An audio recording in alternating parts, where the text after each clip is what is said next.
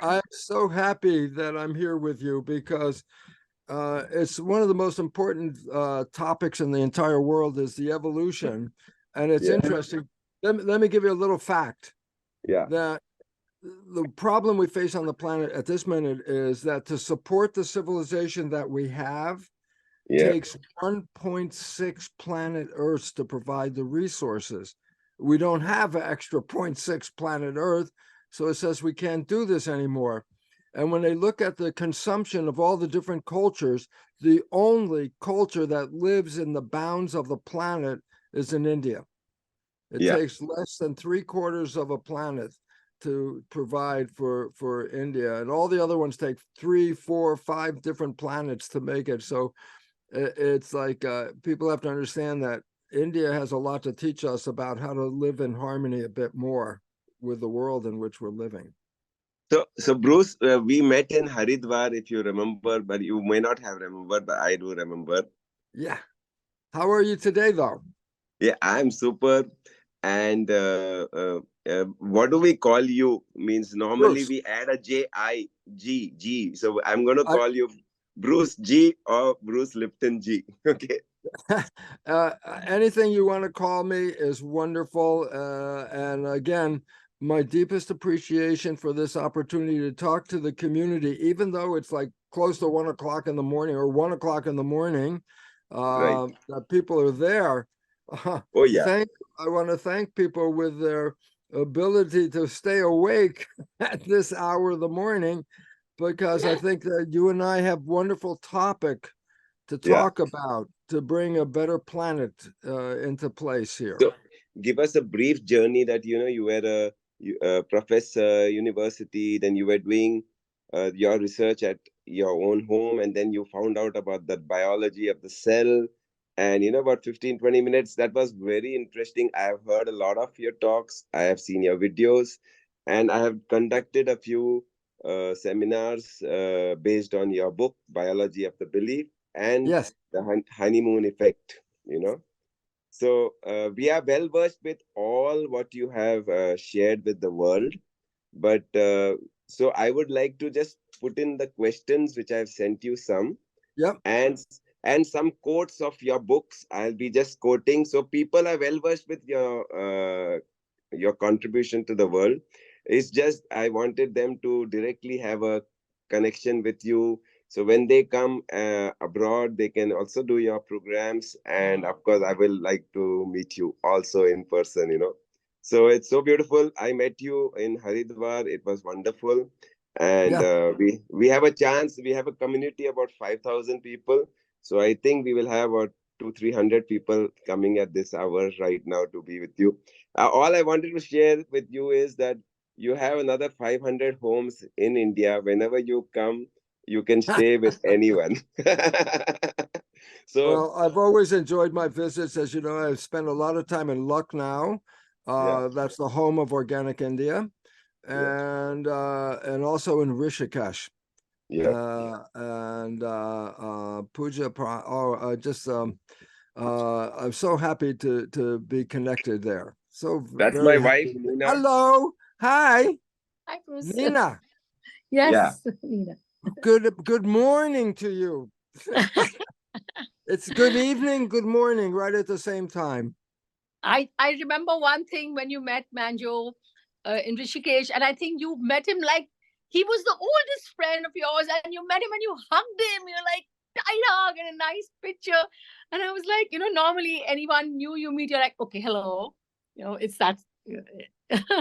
Well, he's got a beautiful heart and a head to connect to that heart. So that makes it work beautifully for the community and the world. So your efforts of changing the planet are necessary as we're in the middle of change right now. That's the crazy part that's going on. So, people should recognize we're moving, but we're moving to a better world. That's the beautiful Yeah. part. And Bruce Ji, we will ask you to keep your answers short because I want to ask so many questions and you will have a good time. I just introduced our team. We have a team of more than, hundreds of people, but core team is about 20 to 30. And some of them are right here. So that's Sarika, Julie, Meera, and Swati. You can just say hi, each one, and just a line of whatever you want to say, like that, So Hello. we Yeah. I'm just so happy that you're all out there at this hour of the morning, because maybe this is time to hatch a new idea. A new idea springs up in the early light before the morning shines. Maybe we put a new idea in the world right now. right, Yeah. beautiful. It's like a dream come true for us, Bruce, to have you online with us. Really, we are in gratitude. Well, I am so happy to be here. And I have to say, I so enjoyed my visit, especially in Rishikesh and at the yoga festival, which brings people from all over the world into Rishikesh to touch the ground and feel what spirituality is in real form. Not like on the West where they want to sell toys and presents. No, there's spirituality. That's what we're looking Yes. for. Yeah. Yes. And it's fun for me because I'd never believed in spirituality as when in most of my conventional science. And the thing was, my teachers were the cells. They taught me about them. And when I learned about them, the secrets that India has been holding for 1,000 years, a couple of 1,000 years, all of a sudden become not fiction, but true understanding of spirituality, which is missing in most of the world today. Because people say, I'm spiritual. I go, nah, I don't think you really are. I think you're just using the words. Yeah. Yeah. So we need to take spirituality from here and put it into From here. here. Then it's going to work better. Absolutely. Absolutely. It's fun for me because, as I mentioned, I was not a spiritual person until the cells revealed it. So I didn't say, oh, spirituality, maybe. No, I saw it as a mechanism. It's like, oh my God, it's real. And then it takes all of the history of India and says there was a deep scientific understanding behind all of this philosophy. And you know what's really interesting, because people don't say it that much, but quantum physics, which is the most valid science on this planet, most of the real contributors of quantum physics came from India because it was part of the spiritual foundation of India, and it was physics. And so now it's like, okay, you were right. After a couple 1,000 years, you're right. So beautiful. I just love the exuberance you emit when I met you in Rishikesh. Like, like Nina was sharing, that full of life, and that's something I mean, just by your presence, everyone will get that life is so beautiful. Life is a honeymoon, that's what. Life Yeah. is- And with the science, I have been living real honeymoon 28 years Yeah. every day. Wow. Wake up and go, oh my God, it's so beautiful to live on this planet and to know what love is about and to know what spirit is about and to know what consciousness is as creator. All of this is so important because the regular schools, the regular government, they don't want us to be powerful. Because then they want to be powerful and they want us to follow them. And I go, no, we're each a piece of divine God, whatever you want to say the name. We're all spiritual entities. And each one of us is a unique spirit. And each one of us, and it comes back because when we talk about it, reincarnation is a scientific reality. Absolutely. And I saw your video of the three amigos with Joe Dispenza, yourself, and Greg Braden. Greg Braden. I did a seminar on that, pausing and explaining each statement of yours, and all the three of you. So it was, I mean, we have shared a lot about three of you in our various. We call it not workshops, we call it joy shops. That's it. Work has a bad name to it. That's like, oh, hard, joy is easy. Yeah, joy. Joy is So we easy. say this is also a joy shop, one of the joy shop synergy, like this. So Okay. Bruce, I'm gonna call you Bruce G or Bruce Lipton G, one of the two. Okay. So we add the G there because it's a I sign am, of respect, and we just rever the work you have done, doing, and will do. Yeah. yep. I am very familiar with G. I've been in India and I've touched the hem of the some living saints in there, like Puja Yeah. Swamiji and Rishikesh. And I want to tell you, Yeah. the idea, the first time I met Puja Swamiji, um, we met at the ashram, and it was just 3 or 4 of us. And Yeah. I sat next to him. And I want to tell you, I just sat there and it was like someone was feeding me energy. I just got so excited by being next to him. He radiates this beautiful love energy. But you know what was so nice, because it connected me so much to him and India. He said, for 1,000 years we keep talking about spirituality up there. And Mm. he said, but it's not until we bring spirituality down here Right. is when it's going to really work. And, and I loved it because I remember there was a mission to clean up Mother Ganga, and the government said, come on, let's clean it up. And some people came out. And then Puja Swamiji said, it's our mother. It's our mission to take care of this. It's a spiritual mission. And then all of a sudden, all the people came out and started to work on the Ganga. And the idea was, yeah, it was driven by spirituality, not because, oh, it's a good idea to clean it up. I said, no, it's a spiritual idea to clean it up.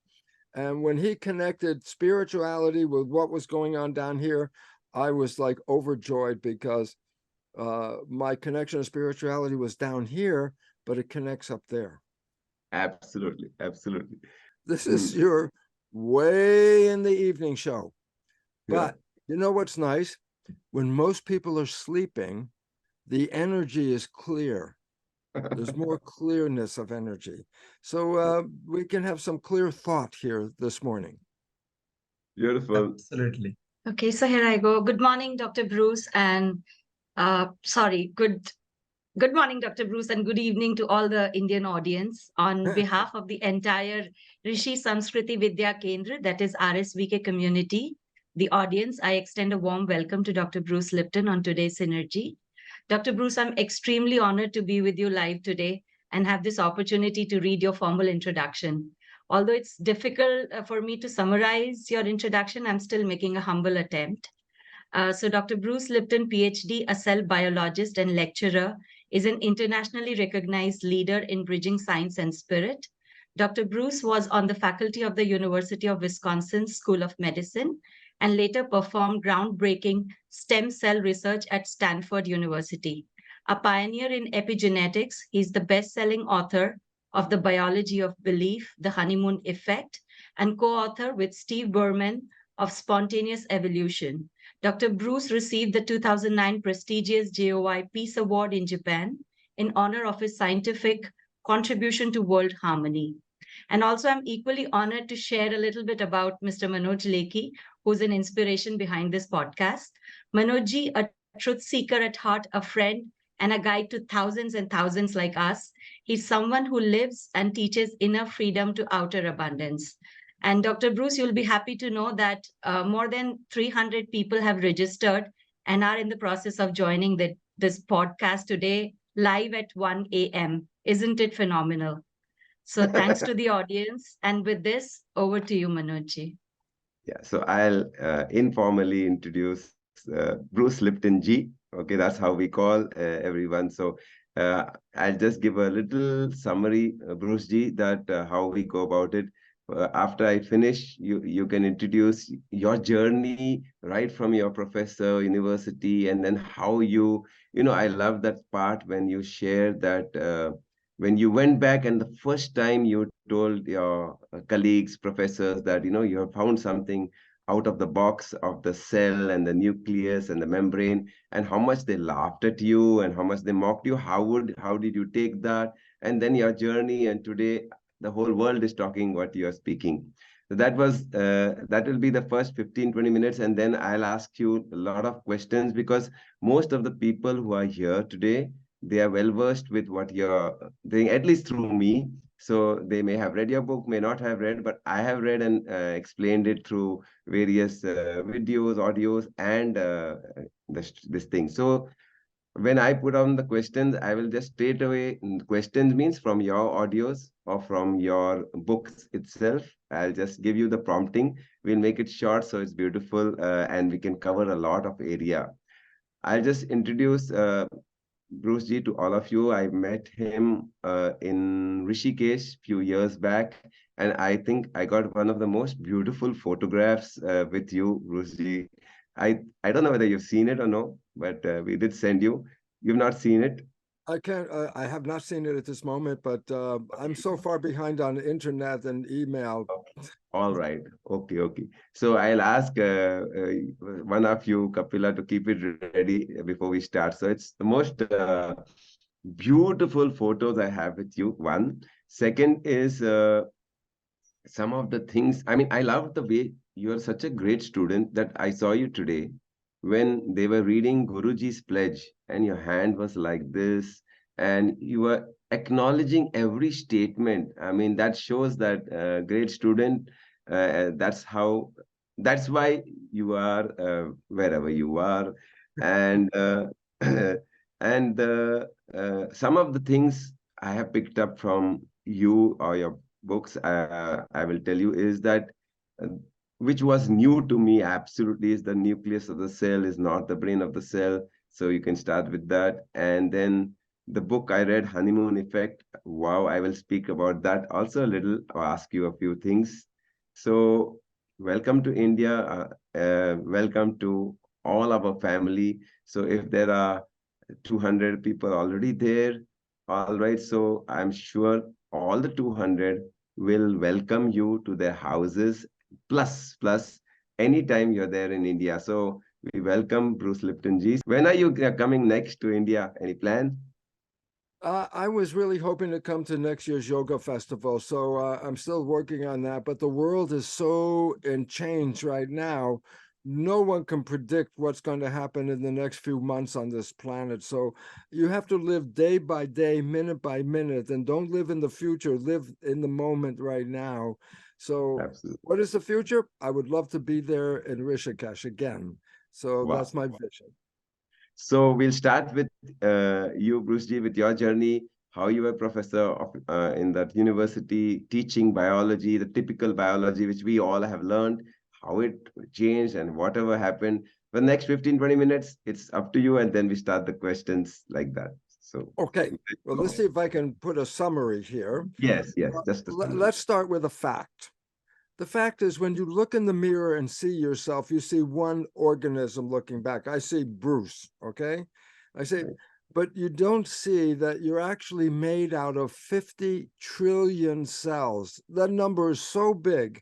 I say, how big is 50 trillion? Listen to this. If you had to count the cells, 1, 2, 3, 4, 5, 6 to 50 trillion, it would take counting every day, 24 hours a day, 1,650,000 years to count the cells in your body. So I'm saying there's so many of them, it take you over 1 million years just to count them. So I say, yeah, my body is made out of a community. When you are in health, your community of cells are in happiness and joy working together. When you're in a state of disease, your community of 50 trillion cells is not in harmony. Disharmony, disease. Harmony, health. That's how it works, okay? Say, how does it work? Well, as all of you have learned in school, you learn that genes control the character. And then I say, well, as far as you know, did you pick the genes you came with? I don't know. I think we did, but I don't know, okay? I say, but if I don't like the genes, can I change my life and get new genes? I go, no, you can't do that. And then the science said, the genes turn on and off by themselves. And I said, so what does that make you? You're not controlling your life, your cells are controlling your life. And I go, yeah, but what controls them? The genes. And all of a sudden I say, oh, this is why the idea that the genes are the whole story of life. The genes create life, and they turn on and off without you. So that means your genes control you. You don't control your genes. Well, that makes you a victim of your heredity. Oh, there's cancer running in my family. There's a gene, I could get the gene, I could get cancer. Or, oh no, there's a Alzheimer's disease. I could get the gene, I could get Alzheimer's. And especially women are concerned because there's something called the breast cancer gene, BRCA gene. And as soon as the woman hears, I have the breast cancer gene, what does she think? She thinks, oh my God, I can get the cancer. And so I'm going, we live in fear of our own genes, and that we don't control them, they control us. So I'm teaching that in a medical school, but I'm also growing cells called stem cells. Now, you've all heard of stem cells, but let me tell you what a stem cell is. It's an embryonic cell. It hasn't, the fate has not been determined. It's just an embryo cell. I say, why should I have stem cells? This, if you think about it, blow your mind. You ready? Every second, 1, 2, every second, 3 million cells die. Every second, 3 million of your cells die. I go, well, you're still here. How can you still be here when your cells die? And I go, that's why we have stem cells. Stem cells are the embryonic cells that replace the cells that died. So it's an embryonic cell. So I said, so what was I doing? Teaching medical school, genes control life, but in my laboratory, I was growing stem cells. And let me just give you the word I use. It's called cloning stem cells. So what does that mean? I just put one stem cell in a dish all by itself. There's only one cell in the dish, but it divides every 10 hours. So first there's 1, then there's 2, then there's 4, then there's 8, and it doubles. Every 10 hours, it doubles. And so at the end of the week, I have 30,000 cells in the Petri dish. They all came from one cell. So guess what? They're all genetically the same. So after a week, I have a dish with 30,000 genetically identical cells. I split the cells into 3 Petri dishes, so it's 10,000 cells, 10,000, 10,000. All the dishes, the cells are genetically the same. What I did is I changed the culture medium. Culture medium, yes, that's the fluid that I grow cells in. Cells live in fluid. I say, what is culture medium? Now, this is critical. You ready? The laboratory version of blood. So if I grow human cells, I say, what is human blood made out of? And then I make culture medium with the chemistry of human blood. If I grow mouse cells, I say, what is mouse blood made out of? And I make culture medium for mice, okay? So I create the culture medium in the lab. Now here's what happened. I make 3 different culture media, chemistry slightly different. So there's 3 different culture medium, let's say A, B, C. I say, so what? Well, in dish 1, I put environment A, culture medium A, with the chemistry of that culture medium. In dish 2, I put culture medium B, slightly different chemistry culture medium. Dish 3, I put C, different culture medium. In a few days, in dish 1, I have muscle cells. In dish 2, I have bone cells. In dish 3, I get fat cells. And I look and I go, what controlled the fate of the cells? They were all genetically the same. They all had the same genes. So why muscle, bone, fat? And I say, it was the environment that selected the genes. I go, oh, well, this is the new science, which I saw in 1967. I didn't have the name for it, but in 1990, the new name for this science is called epigenetics. I say, what does that mean? I say, what did you learn in school? You learned in school, genes control the character. I say, what's the new science? Epigenetics controls the character. I say, sounds the same. I say, no, epi means above. What do I call skin? Epidermis. I say, why? Just underneath the skin is a layer called dermis. Skin is above the dermis, so above is epidermis. And I say, what about epigenetics? It says control epi above the genes, epigenetics above the genes. I say, what controls the genes? I say, the culture medium, the blood. So now let's take this from laboratory, put cells in plastic dish. Now let's take another look. I said, you are a skin-covered dish of cells. You have 50 trillion cells in your skin culture dish underneath your skin. And I go, and yes, guess what? You have the original culture medium, blood. I go, yeah, so what? And I say, it does not make a difference if the cell is in the plastic dish or the cell is in the skin dish, because the fate of the cell is controlled by the culture medium, the blood. So I say, oh, you thought your genes were turning on and off by themselves. I go, no, your blood chemistry, the environment, is what controls the genes.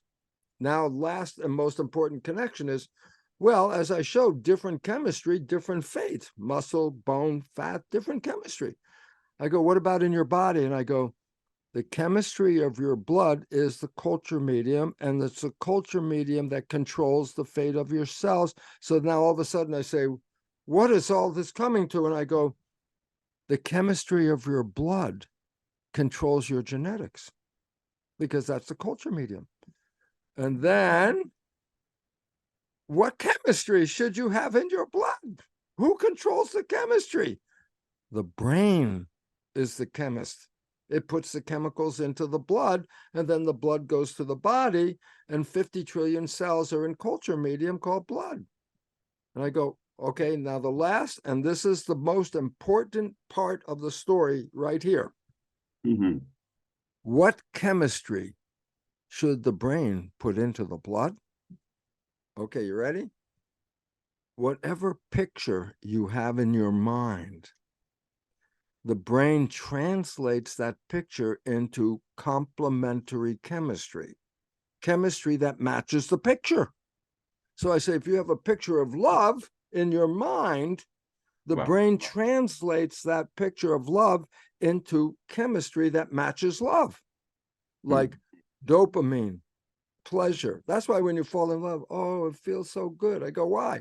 Dopamine in the blood is the chemistry of pleasure. I say, and oxytocin. I say, what's that? Oh, that's the chemistry that bonds you to your lover. So I say, I have a picture of love. I release dopamine, pleasure. I release oxytocin, bonding to the love. And you also release something called growth hormone. I go, what's growth hormone? I said, the name is what it is. If you put growth hormone into your body, it gives you growth. It gives you health. And this is why a picture of love in your mind is translated into beautiful chemistry that when it goes to your cells in your culture dish, it adjusts your genetics epigenetically to match love. And that's why when people are in love, they get healthy. They always say, oh, they glow. See how healthy they are. They glow. I go, that's because of chemistry of love. But let's change the picture. What if you have a picture of fear? I'm afraid. I go, well, then that picture doesn't turn into love chemistry. It turns into fear chemistry. I say, what's fear chemistry? Stress hormones and factors that shut down the immune system. So I said, wait, so the chemistry of fear and the chemistry of love, total different chemistry. I go, yeah. And the chemistry of the blood, which comes from those, is what controls the genes. And all of a sudden I say, well, then what controls your genes? I say, not the genes. The genes don't control themselves. No, they're controlled by your mind. Your mind, is it sending pictures of love or is it sending pictures of fear? That's two totally different worlds that you could live in. A picture of love opens you up and gives you health. And that's why every day you wake up, if you're in love, it's like, oh, I'm so excited to be here. But if you have pictures of fear, you don't open up. Fear causes you to shut down.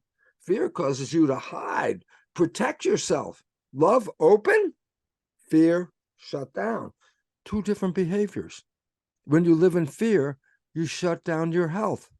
And when you shut down your health, you get sick. So the world is experiencing now a health crisis everywhere. And everybody says, well, more money will fix it. I go, in the United States, they throw more money in healthcare than anywhere else. And yet they're some of the sickest people. What was the point? Money doesn't make you healthy. I said, what makes you healthy? I said, the consciousness makes you healthy. So no matter how many drugs, how many, pharmaceutical things, we're still living in what? The fear world, because look at the news. Is it happy news? No, it's be afraid news. So what does that mean? I say, your biology is controlled by the chemistry of fear. And fear makes you shut down. When you're afraid, you want to hide. Well, when you're hiding, you shut yourself out. I'm hiding. I say, but you can't grow. Why? Grow, you have to be open and bring things in. Fear shut things down. So I say, we have a health crisis on this planet. We always said, and most people still believe it, even in the schools right now, everywhere, here, in India, everywhere, they say that the genes are controlling your health. And then the pharmaceutical company says, we have drugs for you. And I go, first of all, that's 100% wrong. Genes can't control you. Genes, you know what a gene is? It's a blueprint to make the proteins, which are the building blocks of the body. There are 100,000 different proteins, and they're very complex, and they break down, and you have to replace them. I say, oh, the genes are blueprints to make a new protein. So I go, oh, why is that important? And I joke because I say, go into an architect's office. Let's say she has a blueprint. And you look at her and you say to her, is your blueprint on or off? And she would look at you and go, there's no on and off in a blueprint. I go, yes, that's the point. The gene is a blueprint. It has no on and off. I said, well, then what controls the blueprint? The architect. I said, well, then who controls your genes?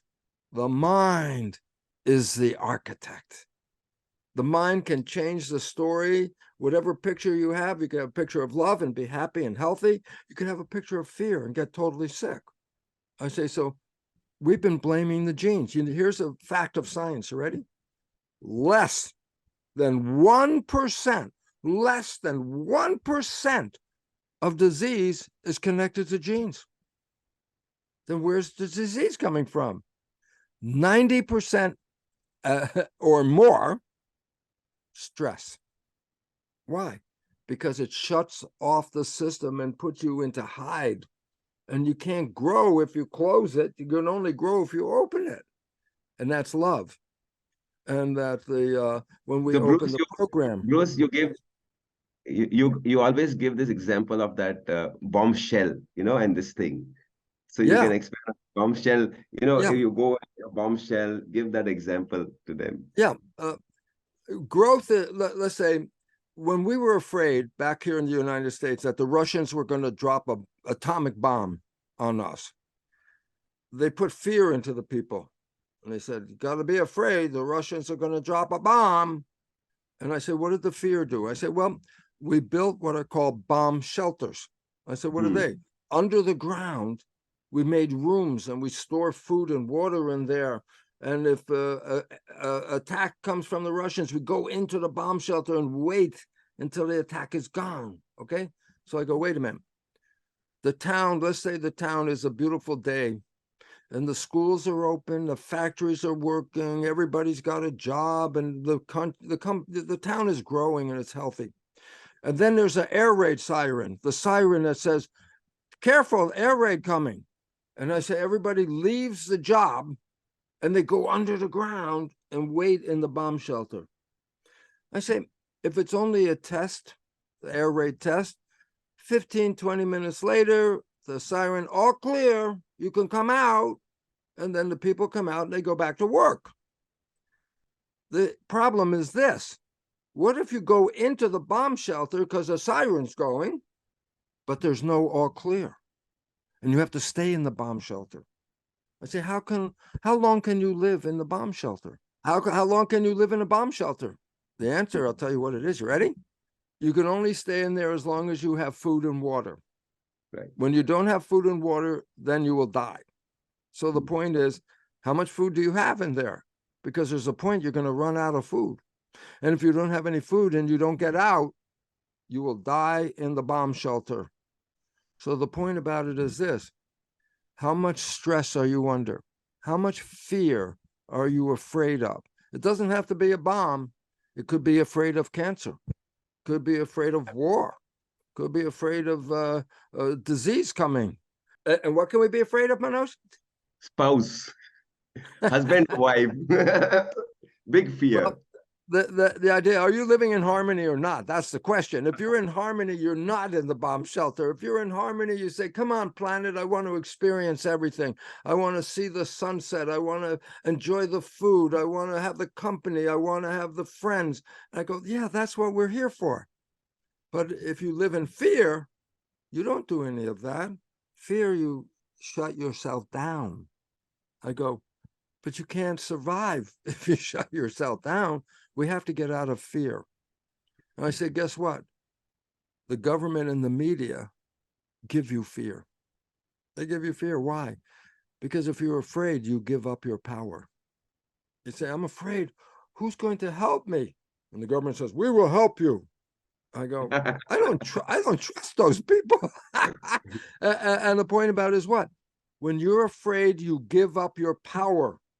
You look for someone who's going to protect you. I say, oh, well then, if you give up your power, what are you saying?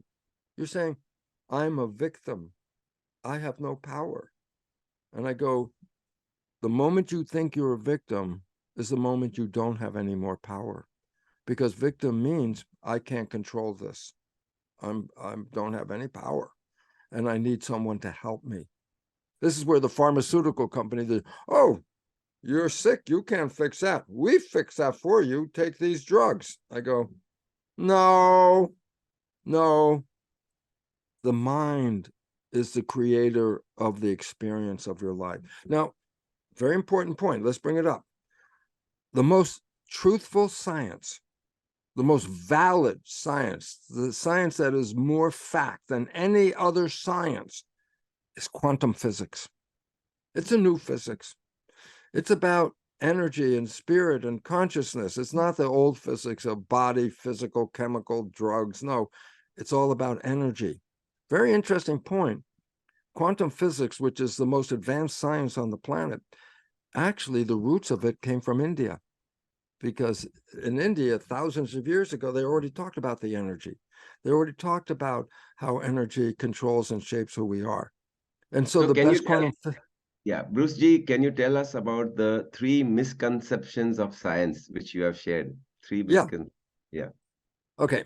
Now I will start asking you various questions from your book, from your so talks, and let me make it short, but we'll have a question answer session like that. Okay, so I'll try and answer shortly because you just brought up I know you just go into your flow, then you forget, so I'll just keep on interrupting you and makes it work.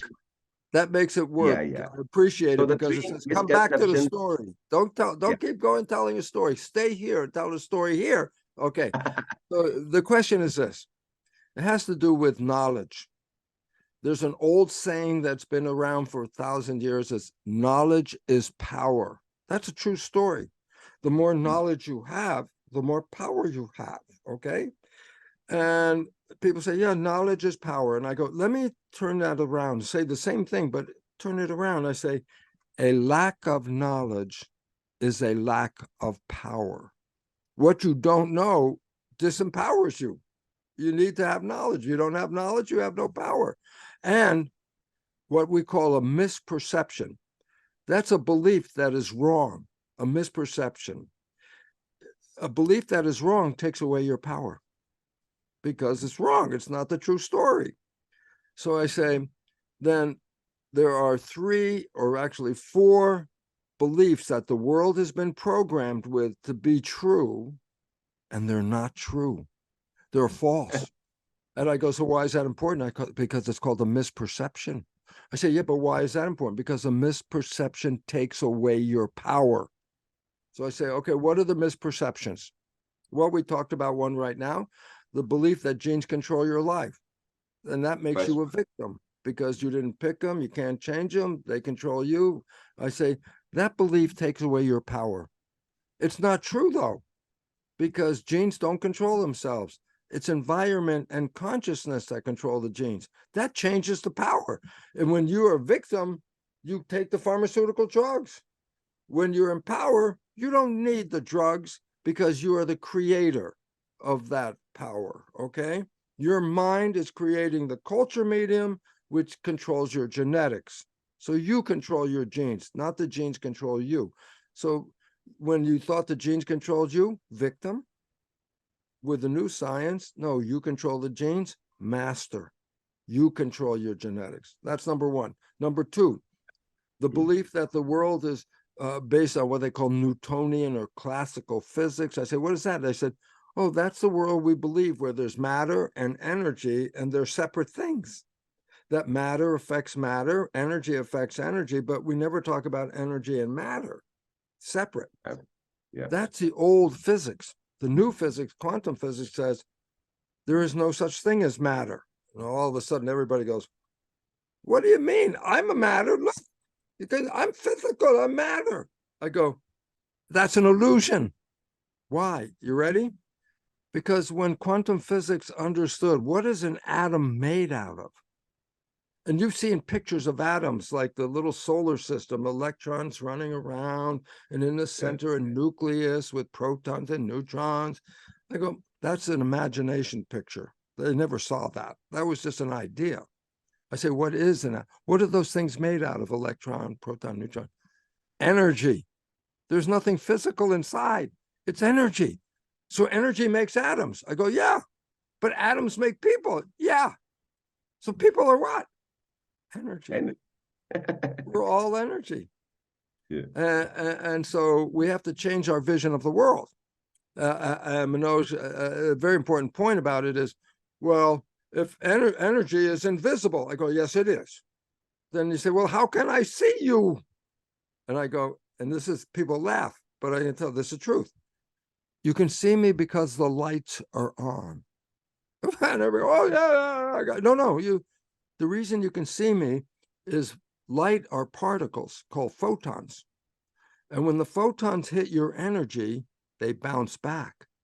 So you don't see me, you see a layer of photons coming back at you. Because underneath the photons, I'm invisible. And I say, maybe you know that new medicine, they have a scan thing. They call them scans. They call it CAT scan. They call it MRI scan. I say, what is, these are devices that look through your body. They look through the body? I go, yeah. They don't read light. They read energy. And they can see right through the body. And you can see all the structures. And I go, like the bones and the muscles and the spinal cord and all that. And I go, those are that in the scan, that's not physical. The scan only reads energy.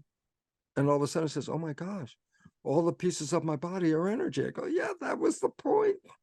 Everything is energy. Everything is connected. So we have to change and say, let me just finish this sentence, Manoj, and I'll finish the sentence. Yeah. And the point is this. It's your thoughts, the energy that is creating this experience. And this is why quantum physics, principle 1, consciousness is creating your life.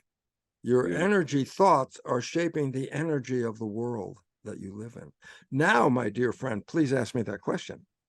Yeah, so there were 3 misconceptions of science. You got 2. One, genes, and the second one you said the new physics. Perception. So you also shared the perception, how we perceive things is what controls the proteins or moves the proteins. So a little line right, on because that. your nervous system is the perception. It picks up what's going on. Is it light out? Is it dark out? Is it cold out? Is it hot out? What's going on? The nervous system reads this. But there's also, before the nervous system sends a signal to the body, it sends it to the mind. The mind is not physical. There's no place I could take a little piece out and say, that's your mind. Mind is energy. There's no physical. I say, so why is this important? Because it's the mind that is actually controlling the rest of the energy of who you are. So it becomes important to understand you are creating your experience through the energy of the mind, which remember, the brain read the environment. Two people can sit in the same place and look at the world, same place. And one says, oh, this is so beautiful. And the other one go, that's scary. I go, they're looking at the same thing, but they have different interpretation. The mind is interpretation. They both have the exact same environment. The brain sees both the same, but it's the interpretation, the mind, that says good or bad. Same environment, but different interpretation. So this is why the consciousness is coming from the mind that reads the environment and then interprets. Am I in a happy place or am I in a scary place? I said, that's interpretation. That's what you say. So you can tell us also about the stress. You say different types of stress, eustress and distress, because that creates stress, but you can convert the stress into a healthy stress also. Stress means you're putting pressure on the system. That's what stress is. I'm putting pressure. Well, as you brought up, there's two kinds of stress.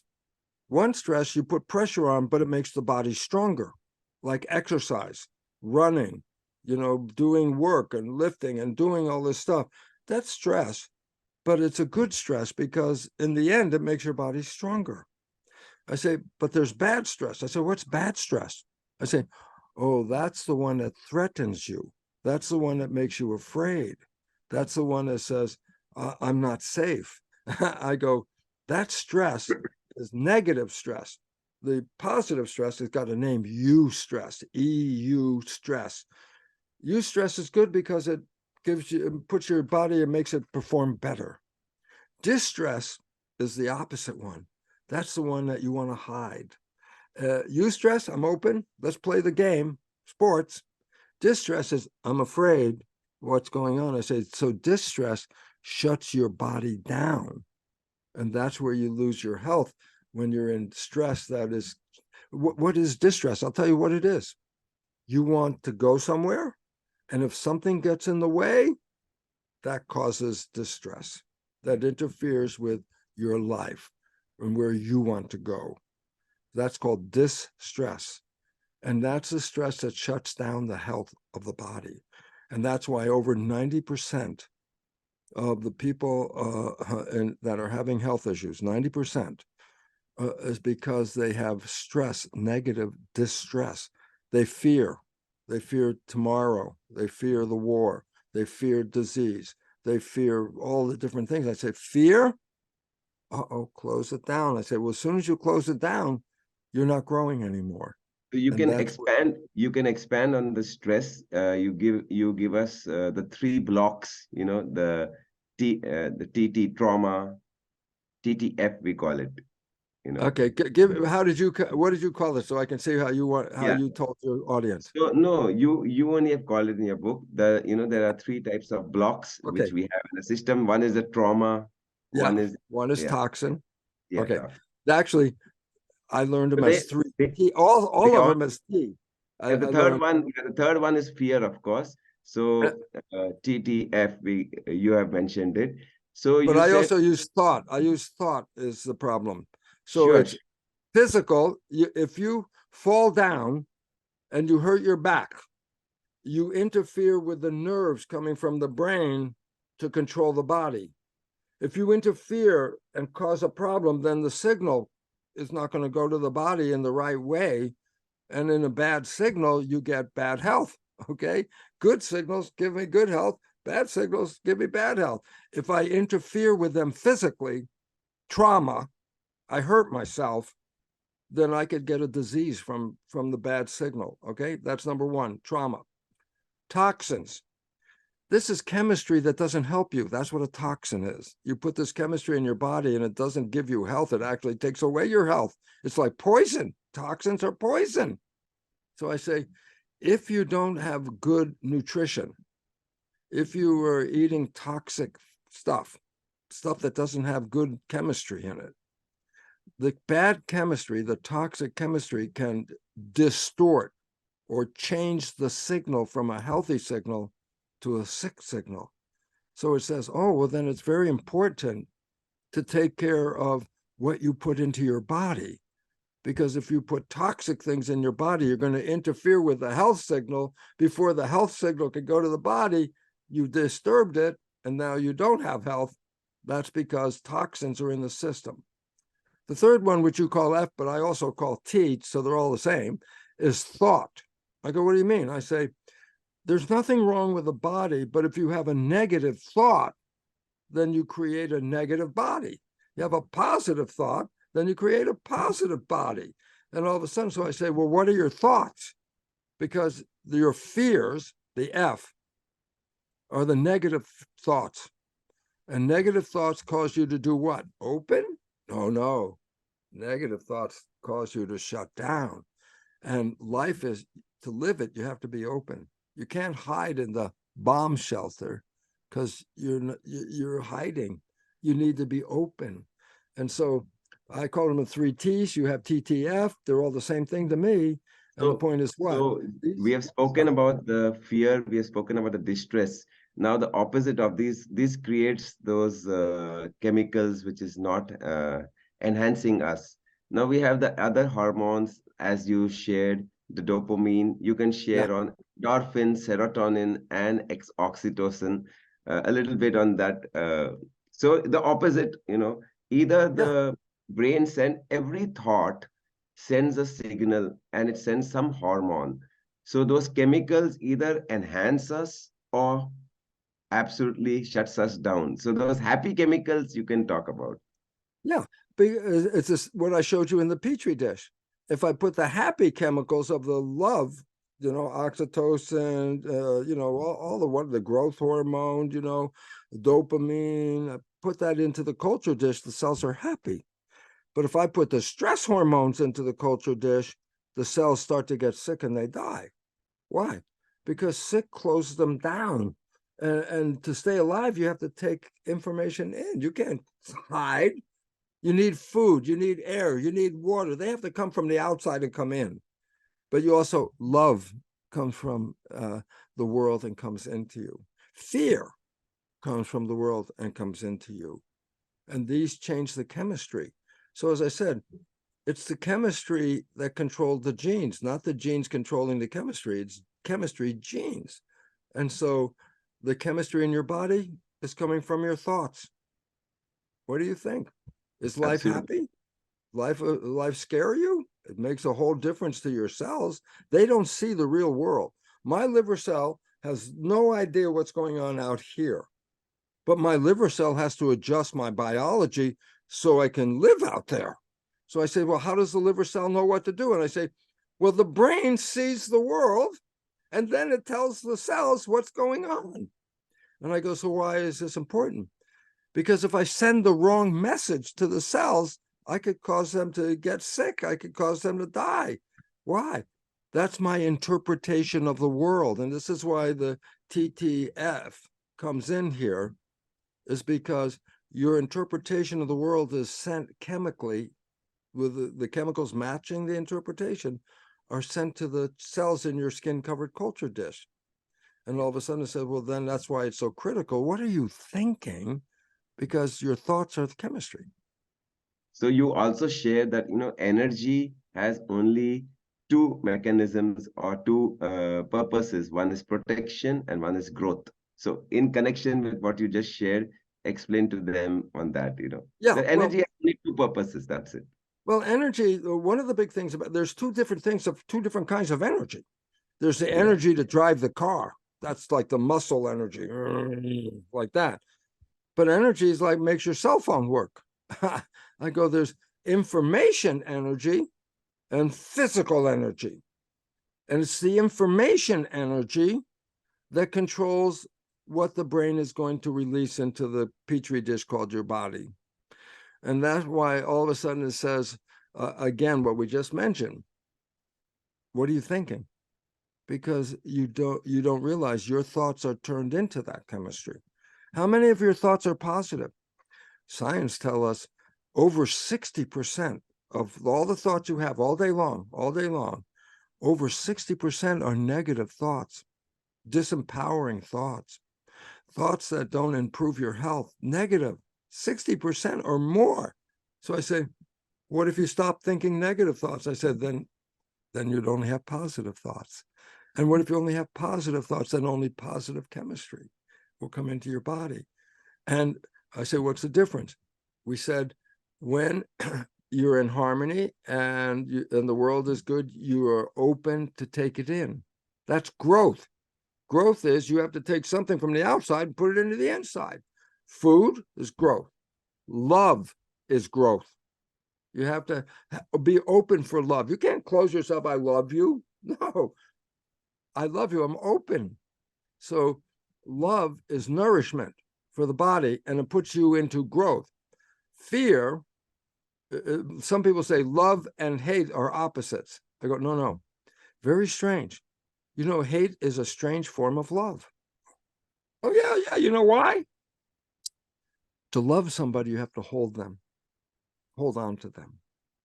To hate somebody, you have to hold on to them because you're holding them, but with a negative thought. But you're holding them. So I say, in both cases, love or hate, you're still holding the person. I say, what's the opposite of love? Love is, oh, I want to hold, I want to open, I want to take this in. What's the opposite? Fear. Oh, why?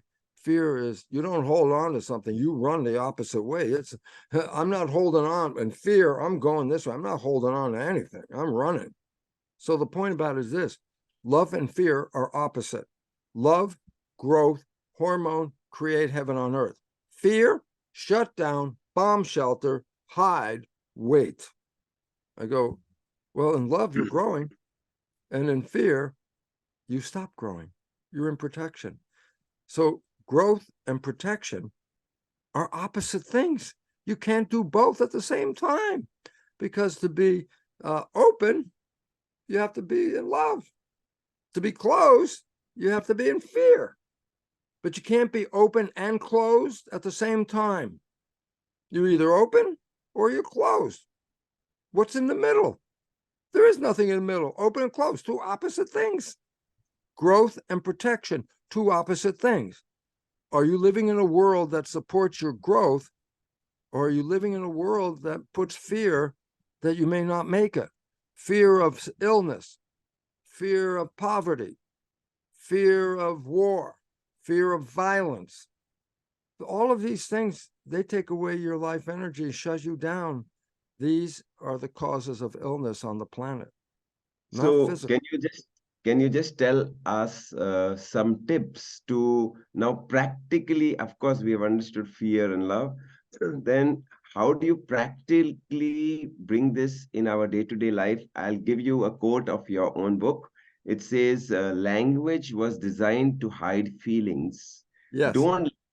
If you don't listen to your feelings, then listen to the words. That's the quote by you. So you can expand don't listen to the words, listen Huh. to your feelings. Yeah. I go, what's the difference?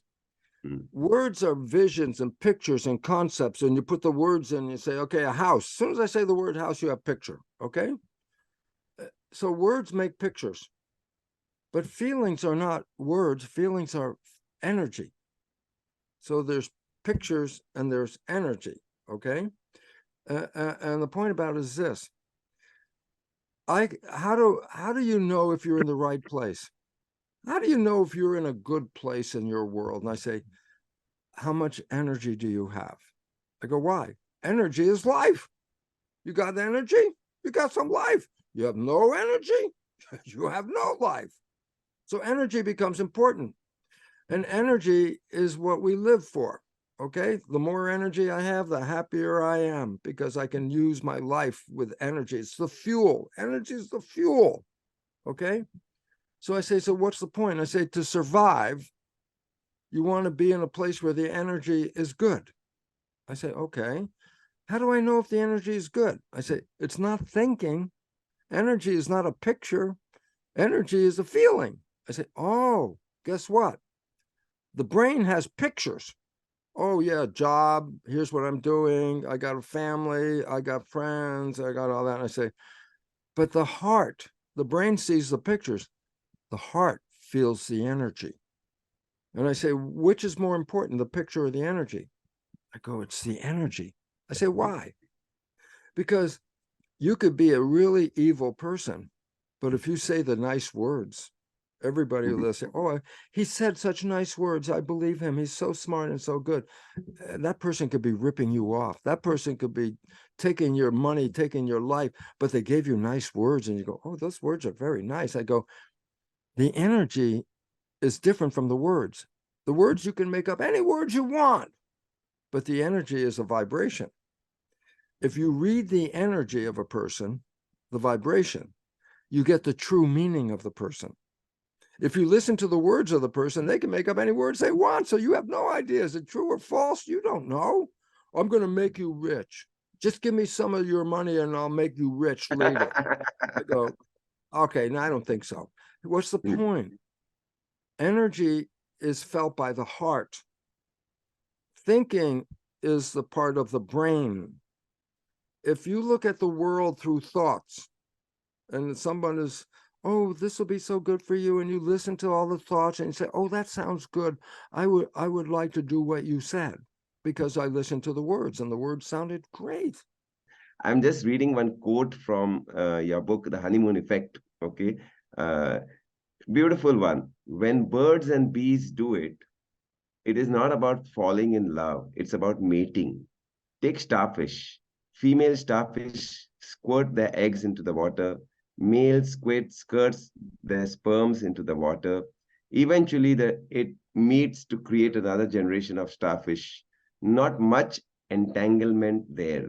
So this refers to a life of detachment. In India, we call it vairagya. You know, so detachment. Let me just explain what you just said. Yes, Okay. yes. Let's say a snail comes from an egg. I say, Yeah. so when the snail is born, is there a mother and father? I say, no. The eggs were left there all by themselves. I say, how does a snail know what to do? There's no school. There's no teacher. I say, the snail is like a move through the world like a vehicle.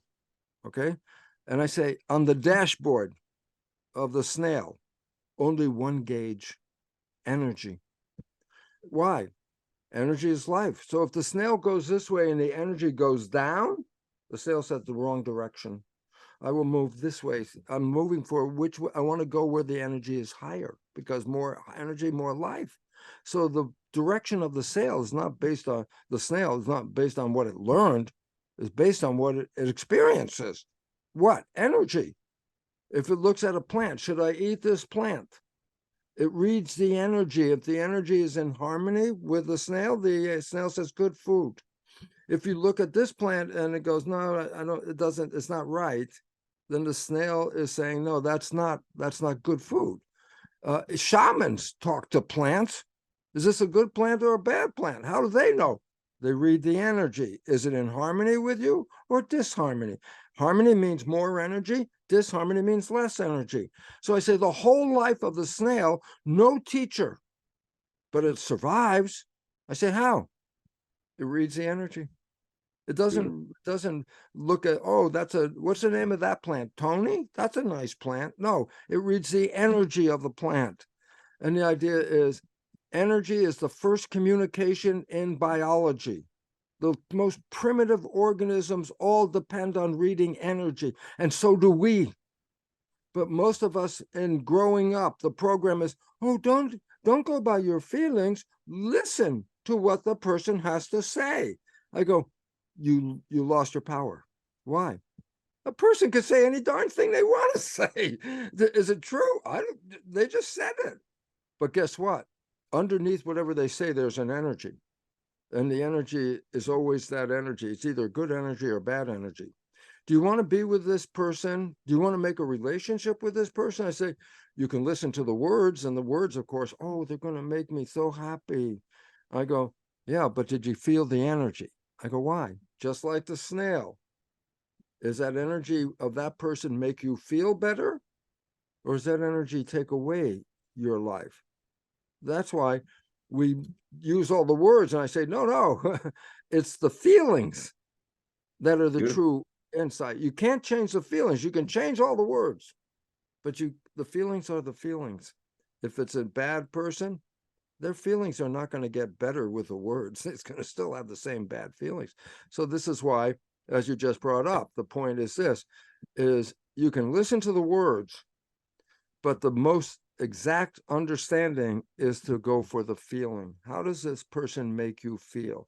How does this offer make you feel? Should I do that or should I do this? You know, and it's very important. It's like, and I told my daughter this because this is what the lesson I learned. I said, you're faced with a choice. Should I do this or should I do that?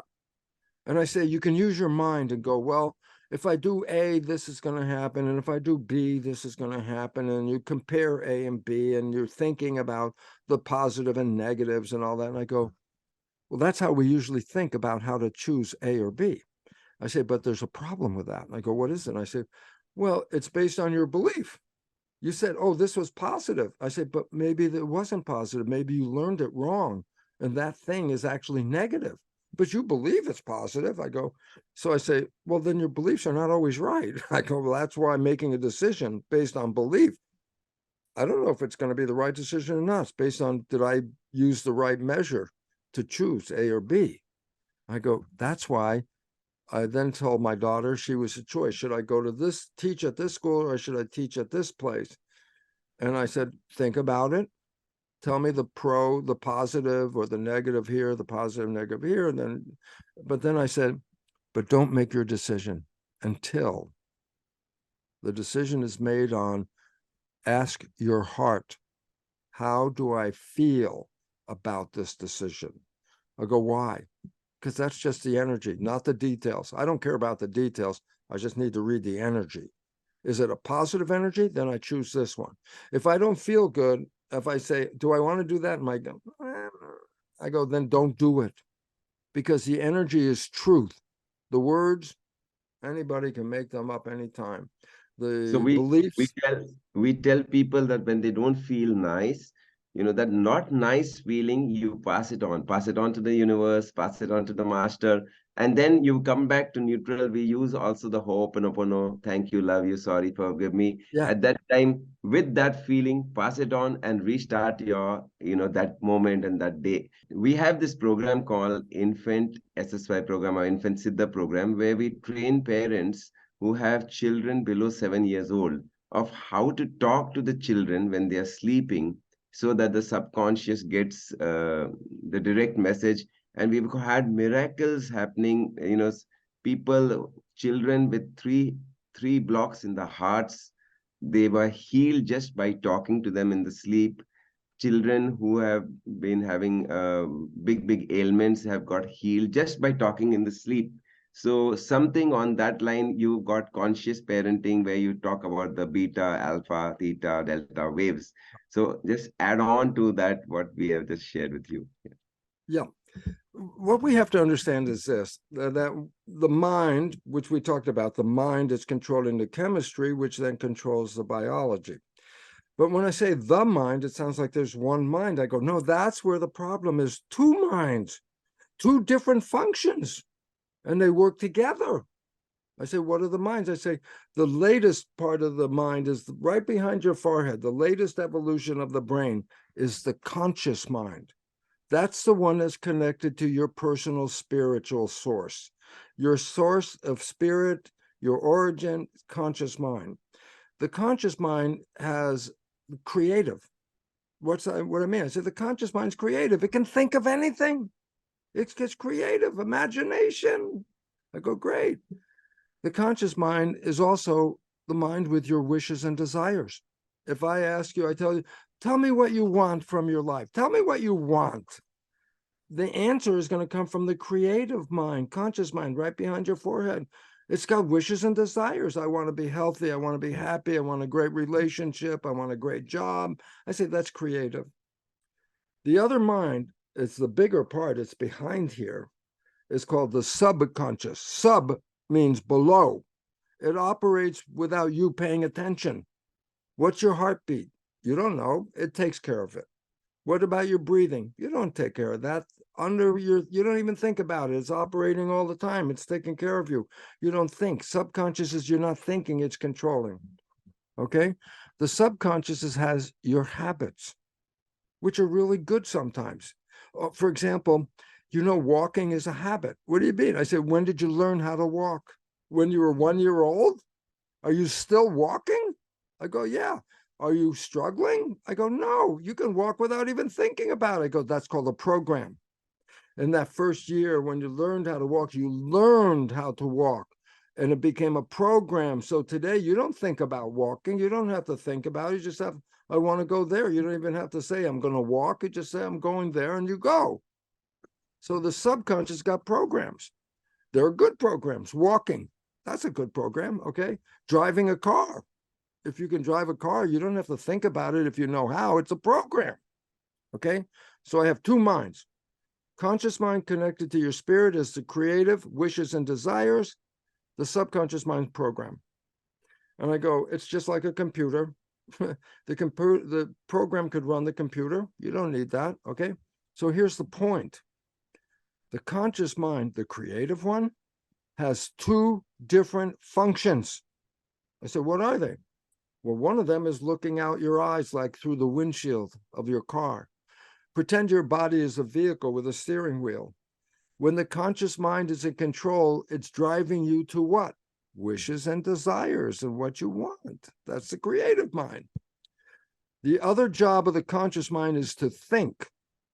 So what? I said, well, thinking is not looking out. Thinking is looking in. It's a thought. Where's the thought? It's not out here. The thought's inside. So let's say today is Tuesday. When we're doing this, I say, what are you doing on Thursday? It's not written anywhere.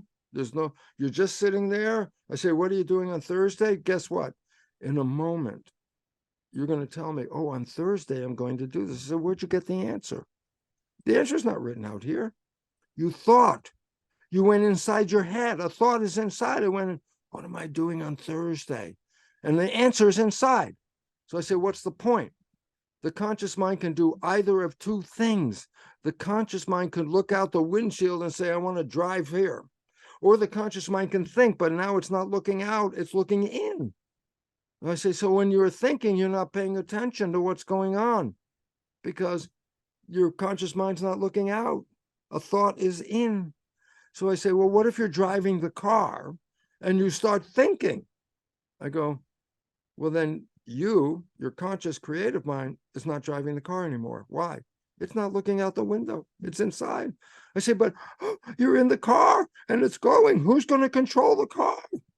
I go, oh, the subconscious mind with programs knows how to drive the car because you made a habit. Habits are programs. And I say, so what? And I say, when I'm thinking and I stop looking out and I'm looking in, my life is now taken over by the programs because I'm not looking out, but the programs will manage what's going on. Okay. I said, where'd you get the programs from? Well, some of them are from life experiences. You got a program to walk. You got a program how to drive a car. You might have a program how to play a music instrument. You practice all these things. You got programmed. Okay. But guess what? Most of the programs you got were in the first 7 years of your life. I go, so what? And I said, but the thinking brain wasn't developed in the first 7 years of your life. You were operating at a different brain function called theta. That's a vibration. When you put wires on a person's head, you could read their brain function. It's called electroencephalograph, EEG. I say, oh. So I say, but the brain of a child is not at the vibration of thinking and creativity. The brain of a child is at theta. I say, what's theta? Theta is hypnosis. I go, what do you mean? I say, a child's brain is like a video recorder for 7 years. All it does is watch and downloads other people's behavior. How do I behave as in my family? My father represented the man's role. I was the boy. So how am I going to learn what are the rules for men? How are they supposed to behave? I need the education. I said, how do I get it? I said, I watch my father. I watch my mother and I see what kind of person I want to have partnership with, someone that she's like. I want someone like her. I say, how do you know what goes on in the world outside, your culture? How do you know to do the right thing, say the right thing, to be the right person? I say, oh, the first 7 years you watch them and you see this is how they dress, this is how they talk, this is what they do, this is how they behave. I say, oh, you downloaded behavior. You downloaded programs. I say, from where? Other people. I downloaded from my father how to make a relationship with my mother. You know what? They had a dysfunctional relationship. It didn't work very good. What did I do? I downloaded my father's behavior.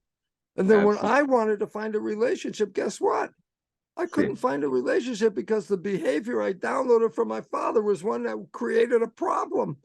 And I thought, why is this an issue? Because how much of the time are we thinking? And this is where the biggest problem in the world. Science says you think 95% of the day. So what does that mean?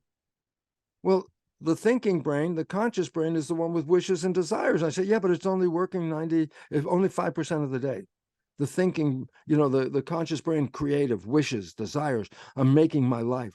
I want to be successful. I want a great relationship. I want a great job. I go, oh, conscious creation. I go 5% of the day. I say, why only 5%? Because 95% of the day I'm thinking. So what? I go, oh, well, the conscious mind's not looking out. 95% of the day, it's inside. Should I do this? What happened last year? Where am I going? What's going to be next? You're thinking.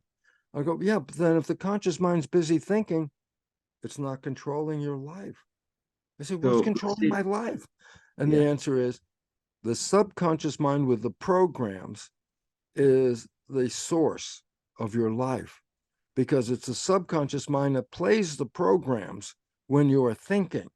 If you got good program, hey, that's great. If you're like me, I downloaded a program from my father, how to be a man in the relationship.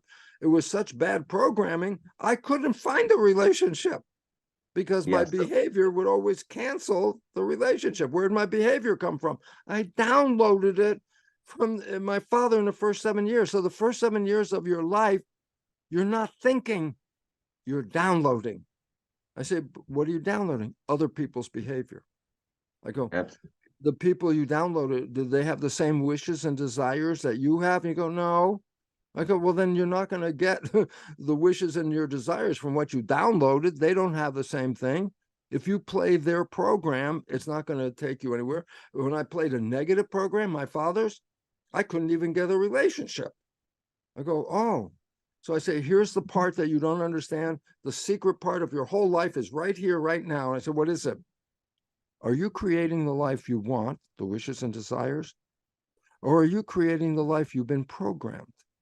And the answer is 95% of your life is the program. It's not even your wishes and desires. I So, said, that's why Bruce, we struggle. we teach our people chakra balancing. 1 minute in the morning, 1 minute in the night. Okay, to do just the balance out, like all what you don't want, you exhale it out. All what you want, you inhale it in the seven chakras as per fear, shame, guilt, hatred, all this we don't want, suppression, and not clarity, confusion, and ego. Let it out. And then you inhale, I'm grounded, I'm creative. And then the navel area, I'm confident, I'm unconditional love, I express lovingly, and I'm clear with what I want, and I'm actually pure energy. This is what we tell. So the Yeah, seven chakras, you also speak on the seven chakras. So can you just share, and then we open up to the questions to yeah. everyone. Yeah. It's basically the chakras are energy centers and they deal with different levels of energy in your body. The top three chakras are associated with the mind and consciousness. The bottom three chakras are associated with your body. The middle one in the middle is the heart. I go, why? It's the one that connects the top one with the bottom ones. So your heart is the primary chakra, which connects consciousness with biology and body. And therefore, Good. that's why your exercises become very important. Because how do I make a new program? You make a new program by practice, repetition. And every day you practice it twice a day. I go through and I'm changing the program. Every day I say, I'm going, I'm changing my life. I'm getting rid of the old. I'm putting the new.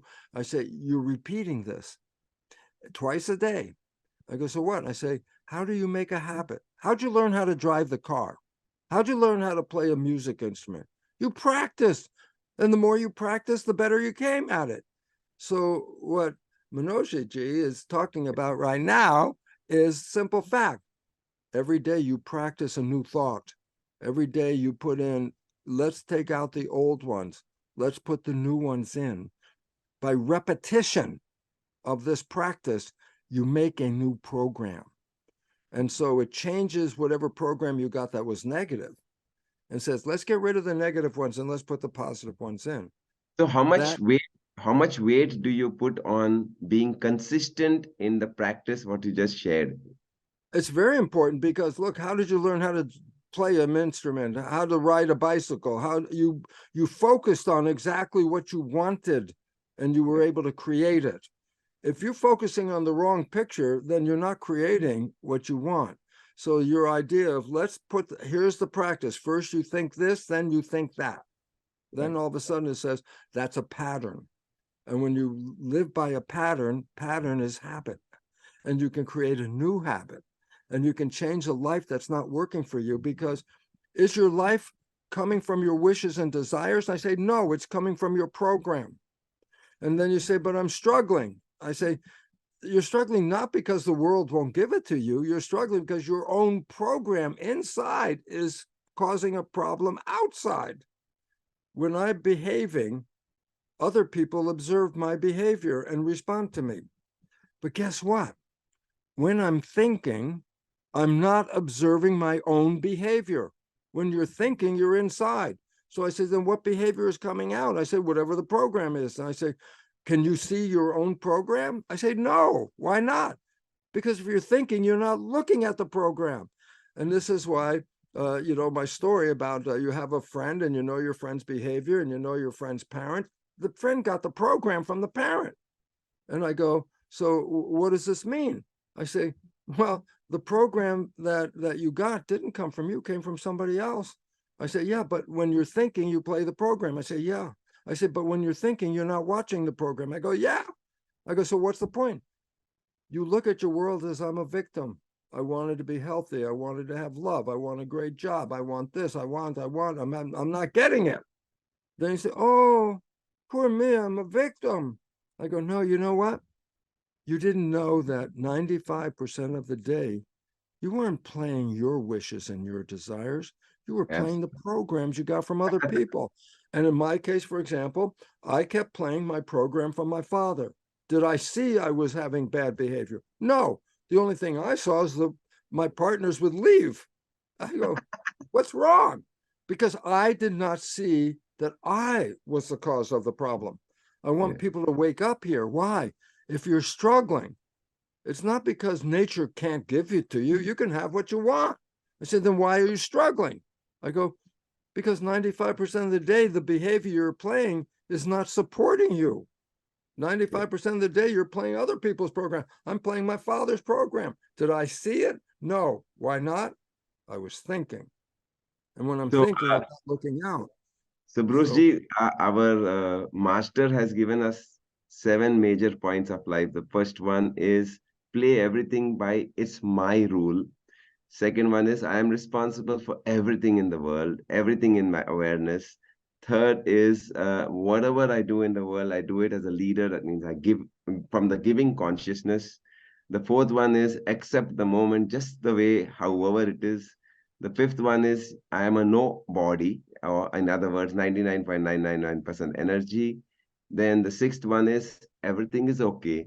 And final one is you are the parent. He takes the oath from all of us who does this program called Siddha Samadhi Yoga. He takes the oath from us that I am the parent of the universe. So these are the 7 principles we go. Yeah. Now, since I'll introduce you. She is my daughter. She is in Pondicherry, Auroville right now. And Hello? yes, you can ask directly with us. Yeah. Hello? Hi, Bruce. I'm Vidosi. I just had a question that have you tried like bringing the biology of the cell to schools? Yes, but it's not ready. Like when I was teaching in a medical school, I have this whole new science, but I'm not allowed to teach it because what they have, the word curriculum, the teaching plan, was before I even got in a classroom.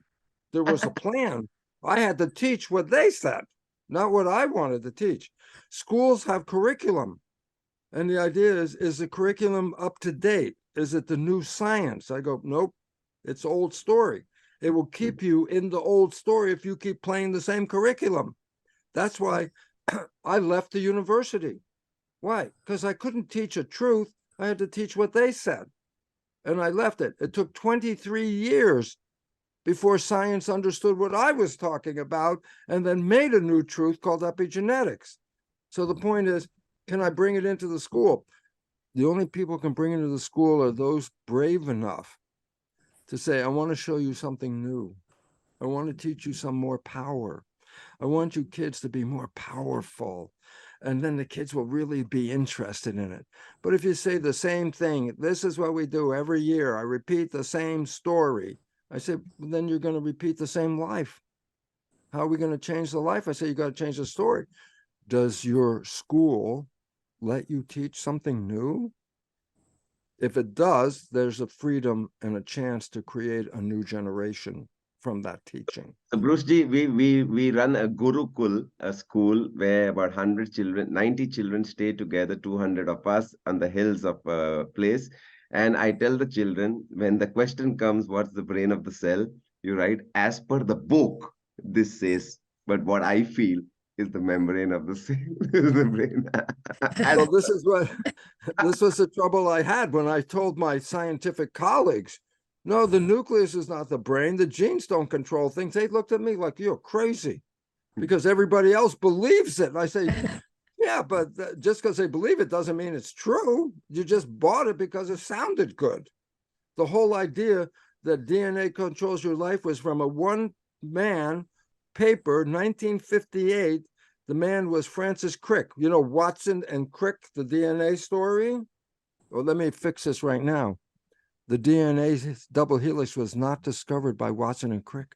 It was discovered by a woman. Her name is Rosalind Franklin. And I say, nobody knows Franklin. I go, yeah, because of the old boys club, the men made the science, but they stole her stuff. She was the creator. Okay.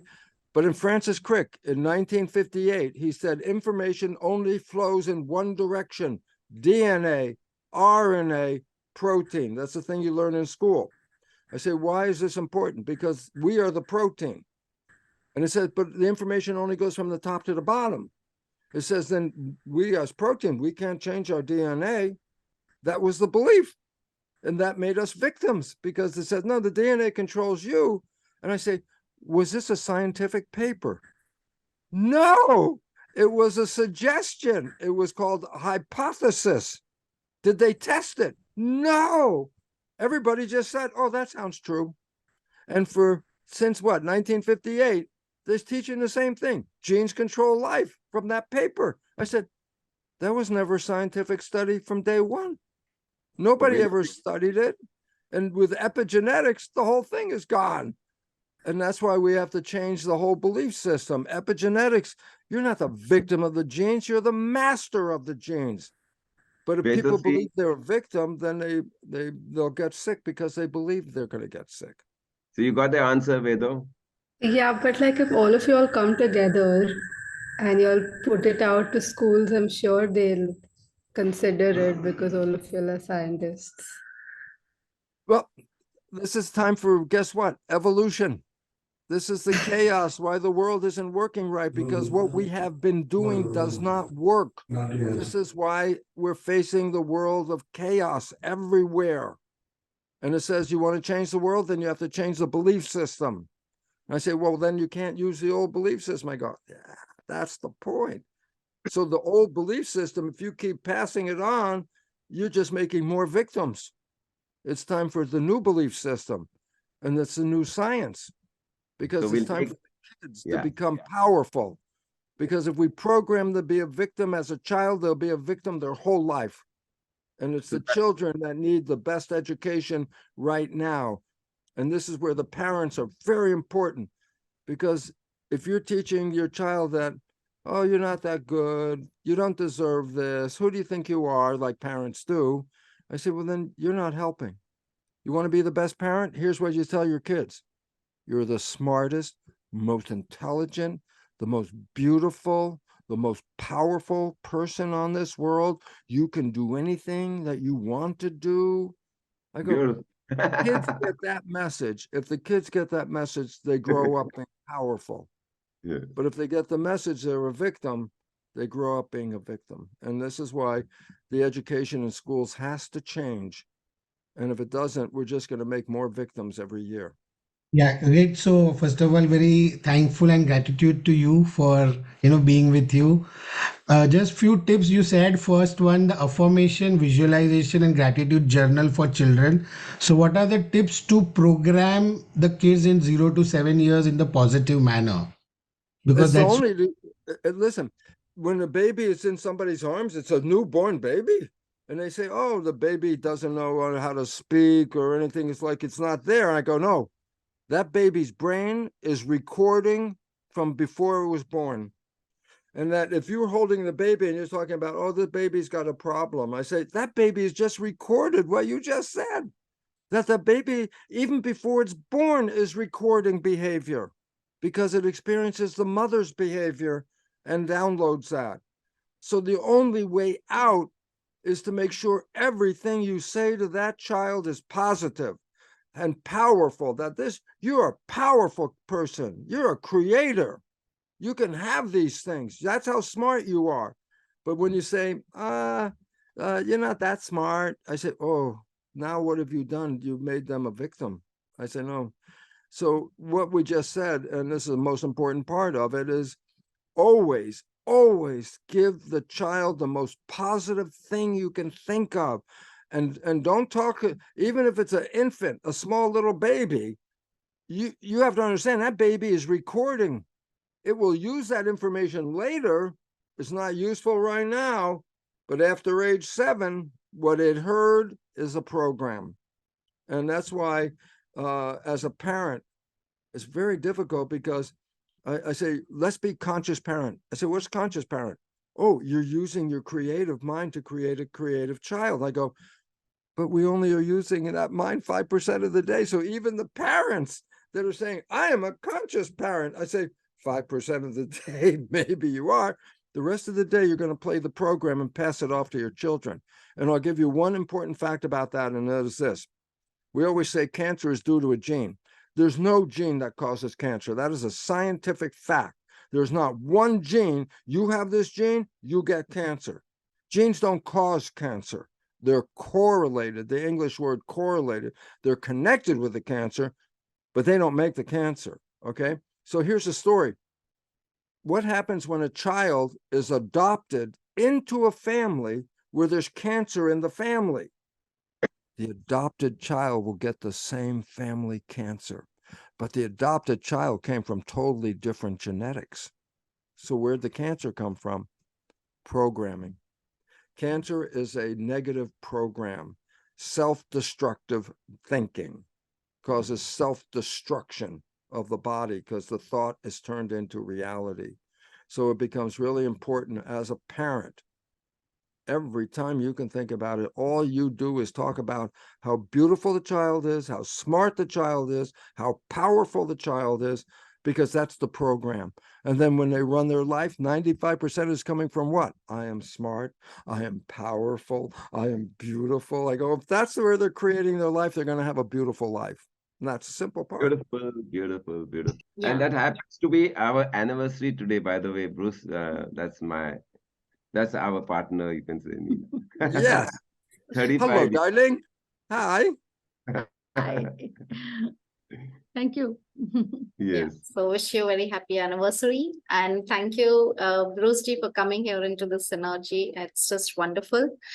And just my question is that you had told us that whatever has come into us, it's been downloaded from our parents. And, that's why our life, whatever challenges we are facing right now, it's because of those downloaded programs that we have. So, 100%.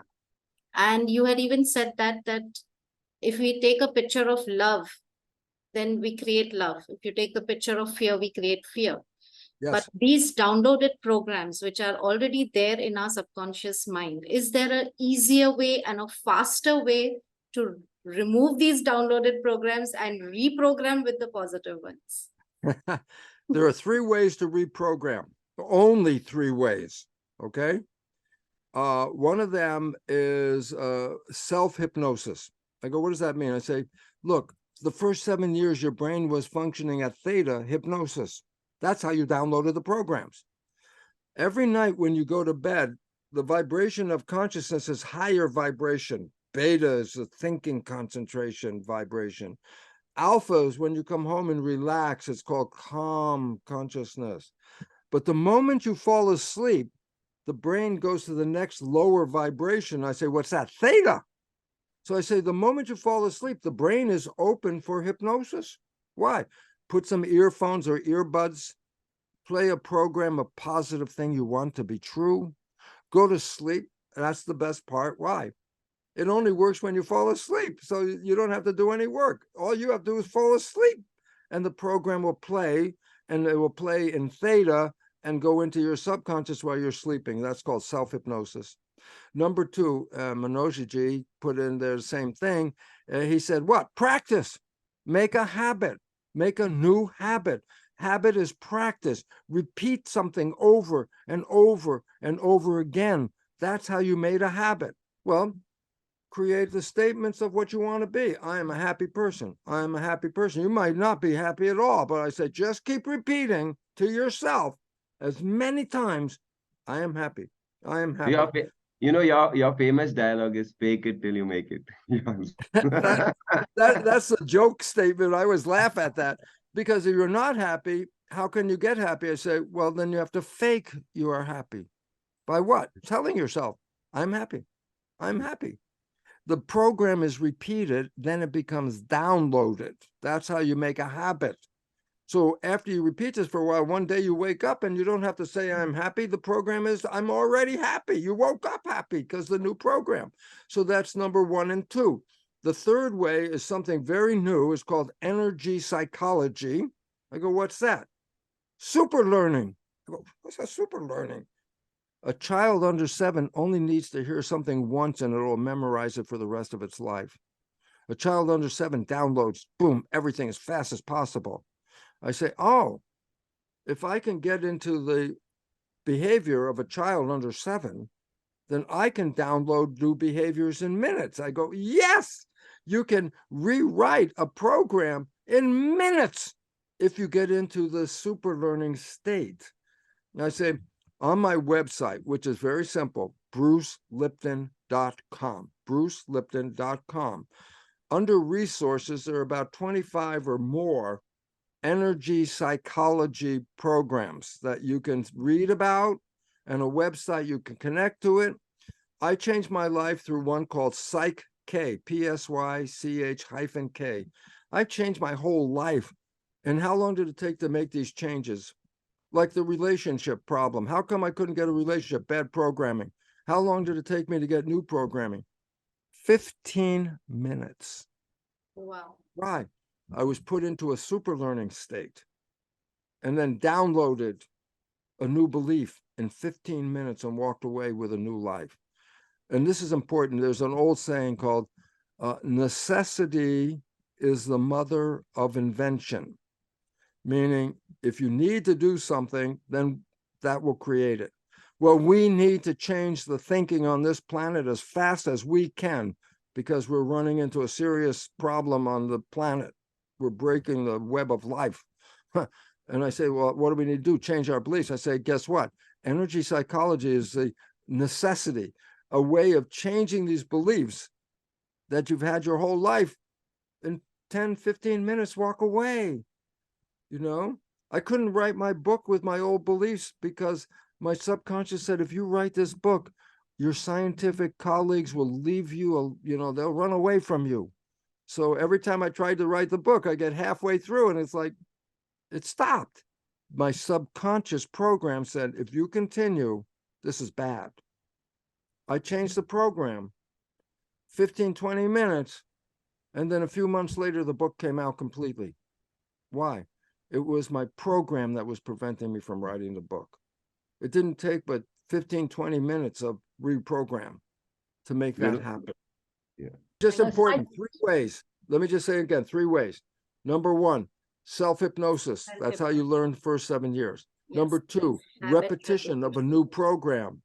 Number 3, energy using a version of energy psychology, which will allow you to rapidly download a new program. Those are 3 ways. Thank you so much. Thank you. So Bruce, I also do, notice gratitude in the night and in the morning before when I wake up, just to kind of negate also the thoughts and also to create what I want, like whether Yes. it's a better body, it's more wealth, it's better relationships. So I do that in the mornings and nights. You know why? Hmm. Remember I said when you're awake, the higher vibration beta is schoolroom. Then you come home, you calm down. It's lower consciousness, calm. Then you go into theta, which is a state of hypnosis. And then finally you're in the lowest vibration called delta, which is sleep. But guess what? When you're waking up, it goes in the opposite direction. It starts with delta and then goes to theta. So just before you're awake, if you are starting to think, like your mind is coming in, then again, that's self-hypnosis, what you just said. Before you even got out of that bed, you were thinking a new vision, a new way, a new thing. That is because you get theta on the way down and you get theta on the way back up again. So twice a day, there's opportunity. And as you said, very important, what you do is you go through your thought processes in the morning, and you have an opportunity to change those beliefs during the day. Thank you for the synergy and thank you for coming here. It's so pleasure to see you, to meet you, interact with you. Thank you, Manojji and Sarik and all the teams. One of the question you already answered, like 3, what you just said. Another thing I wanted to ask, actually 2 questions. One is about the heart problem of consciousness. What's your view on that? And second question is, can you share about heart rate variability? First question. First question, your view on the heart problem of consciousness. The heart problem? Scientific of consciousness. In the scientific community, there is a question going on since many years that there is a heart problem of consciousness. So the heart problem. Heart problem of consciousness. Hard. Okay. First of all, in the old days with Newtonian physics, which is what they're teaching in school, same thing, it separates the mind from the body. That was the first thing it did. Because it said the mind is energy and the body is matter, and energy and matter, they don't talk to each other, so let go of your mind. That's why medicine, until very recent, didn't even think about the mind. They didn't even care about the mind. They just want to look at the body. Don't tell me about your mind. I don't care. It's your body. Let's fix your body. And I go, quantum physics says, no, that whole view was wrong. That first it's the mind, then it's the body. And once we change that vision, then all of a sudden, the idea of what is consciousness. I say consciousness is being aware. What is being aware? It means you can read something. A bacteria, this primitive one is conscious. What I mean, I say you change the environment and the bacteria will change the behavior. I say, why? Because it sees the environment has changed and then makes a response. That's consciousness. Read and change consciousness. The most primitive organisms on this planet have consciousness. And we have great consciousness beyond anything. And so what is consciousness? The ability to read the environment and then make a response. And consciousness can be learned, and it could also be mislearned. If you get the bad programming, your consciousness could take away your power. And this is what we've been talking about and why it's so important to be in this community, because what you're going to get from this community is the powerful positive consciousness that is required to run your life, not the programs with negative consciousness that have taken away your power up to now. So what is consciousness? It's the ability of the cells to read what's going on and then make an action that keeps it alive, okay? And in my work, I show you it's actually molecules, proteins that read the environment and then control the biology. It's not the DNA, it's the proteins. So there's a mechanism. So that's the hard part of what consciousness is. Consciousness is an energy field. The proteins read the field and the proteins control the behavior. So it's a mechanism now. It's not like New Age. It's real. This is a board that Manojji has thought for the IS children. I am pregnant. So this is a board like how Manojji has taught to do the visions while Yes. child. So yeah. I had a question like if you want to change certain thoughts and beliefs, which are very hard coded, you believe in that so much, but yet you want to change it. So you mentioned the 3 methods, right? So the Yes. second one, where we put the earphones and we continuously repeat it, but sometimes it might happen that you do not believe, or even while you sleep, you are not in a good feeling or energy that we mentioned. So still will it be possible, or how should we, change our feelings at that time? Like sometimes it happens, right? You do not believe in your new thoughts, in your new photos also. Yeah. Okay, let me tell you. So how can you get out of from the negative thoughts into the positive side, basically, the question? Yeah, so she is asking that, I am repeating what you are telling us to do. I am visualizing, but I'm not believing in my vision. I am not believing in my pictures which I am seeing. So that's the question. Yeah. Well, guess what? I don't care what you believe. It's a practice. These are practices. And the practice overrides the belief. Like my partner, Margaret, never believed about the psyche process that changed my belief in minutes. She said, that's not possible. My wife said that. It's just not possible. And because she worked with belief change, but it was a lot of work. You go to exercises and all this stuff. And then she experienced it. She didn't believe it, but she experienced the process. And 10 minutes later, her life changed 100%. And the fact was, it didn't make a difference what she believed. The process is separate than your belief. The process is what makes your belief. So the idea is you can come in with a negative process, but if you follow the steps in the 3 different ways, you will override the negative. That's your immediate thought. People say, oh, you can't change. I go, of course you can change. But if you believe you can't and you don't make an effort, then that's the belief that controls who you are. But if you make an effort and you say, I want to change that, then you are taking the power back. And that's why this whole program, this community you're in right now, the whole effort is to change that belief and give you the power back, because you have lost it through the programming. And you can sit there and say, I don't believe it. And I go, yeah, but do the practice. Because when you do the practice, you'll create the new.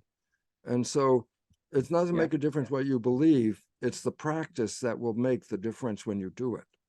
So Shruti, I'll just ask you, be a little more patient. You are too much in a rush. Okay, so practice it. What we say, you do it for some time and then you forget, and you do it for some time and you forget, and just be more regular and just continue that being a sevak. Tell people what you want to change in yourself. Tell others to change. You will change faster. Okay. Yeah, So, and remember, you don't see your behavior, but other people do. And that's why when I met my partner, we both knew about the programming. And so when I came up with some of my father's bad programming, we didn't have an argument like most people do.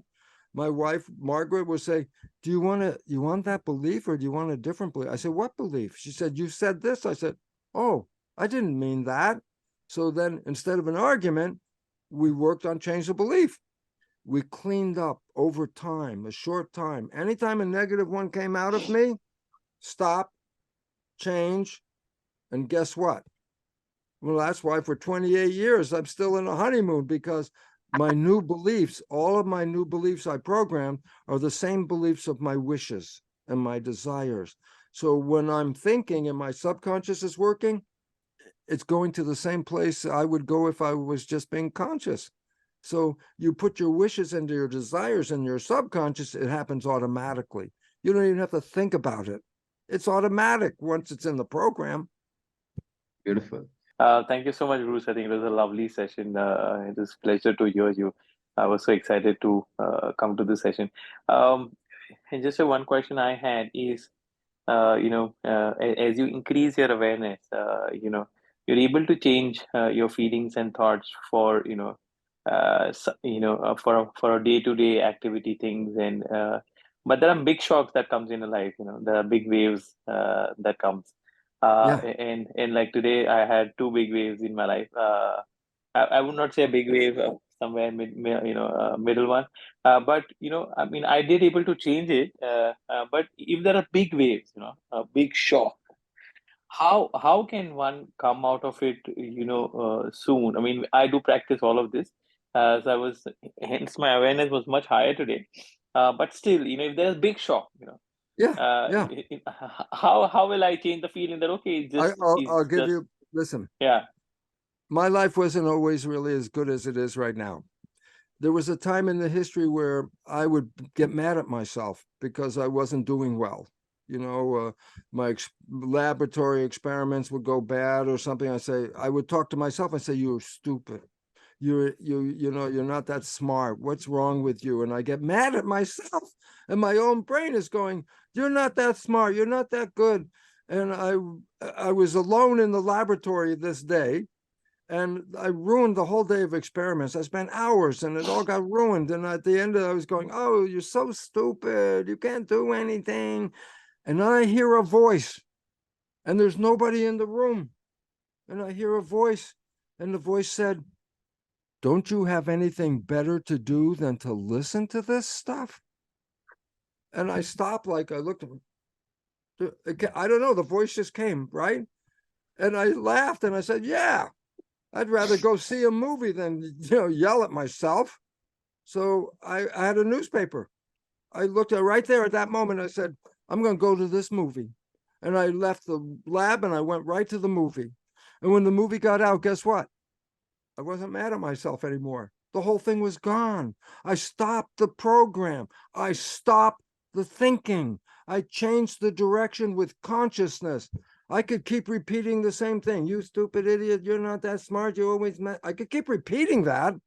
And that's what I used to do. And it would make my life worse and worse and worse. And then the day I heard those words, and again, the shock was nobody was there.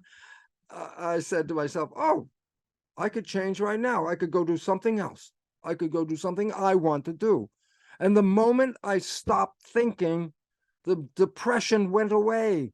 My powerlessness went away. I went to the movie. The whole argument was gone. And I started to realize anytime I started to get into that negative story, not good enough and all that, I would laugh and remember the voice. And every time I would start to go, "Oh, that's a negative."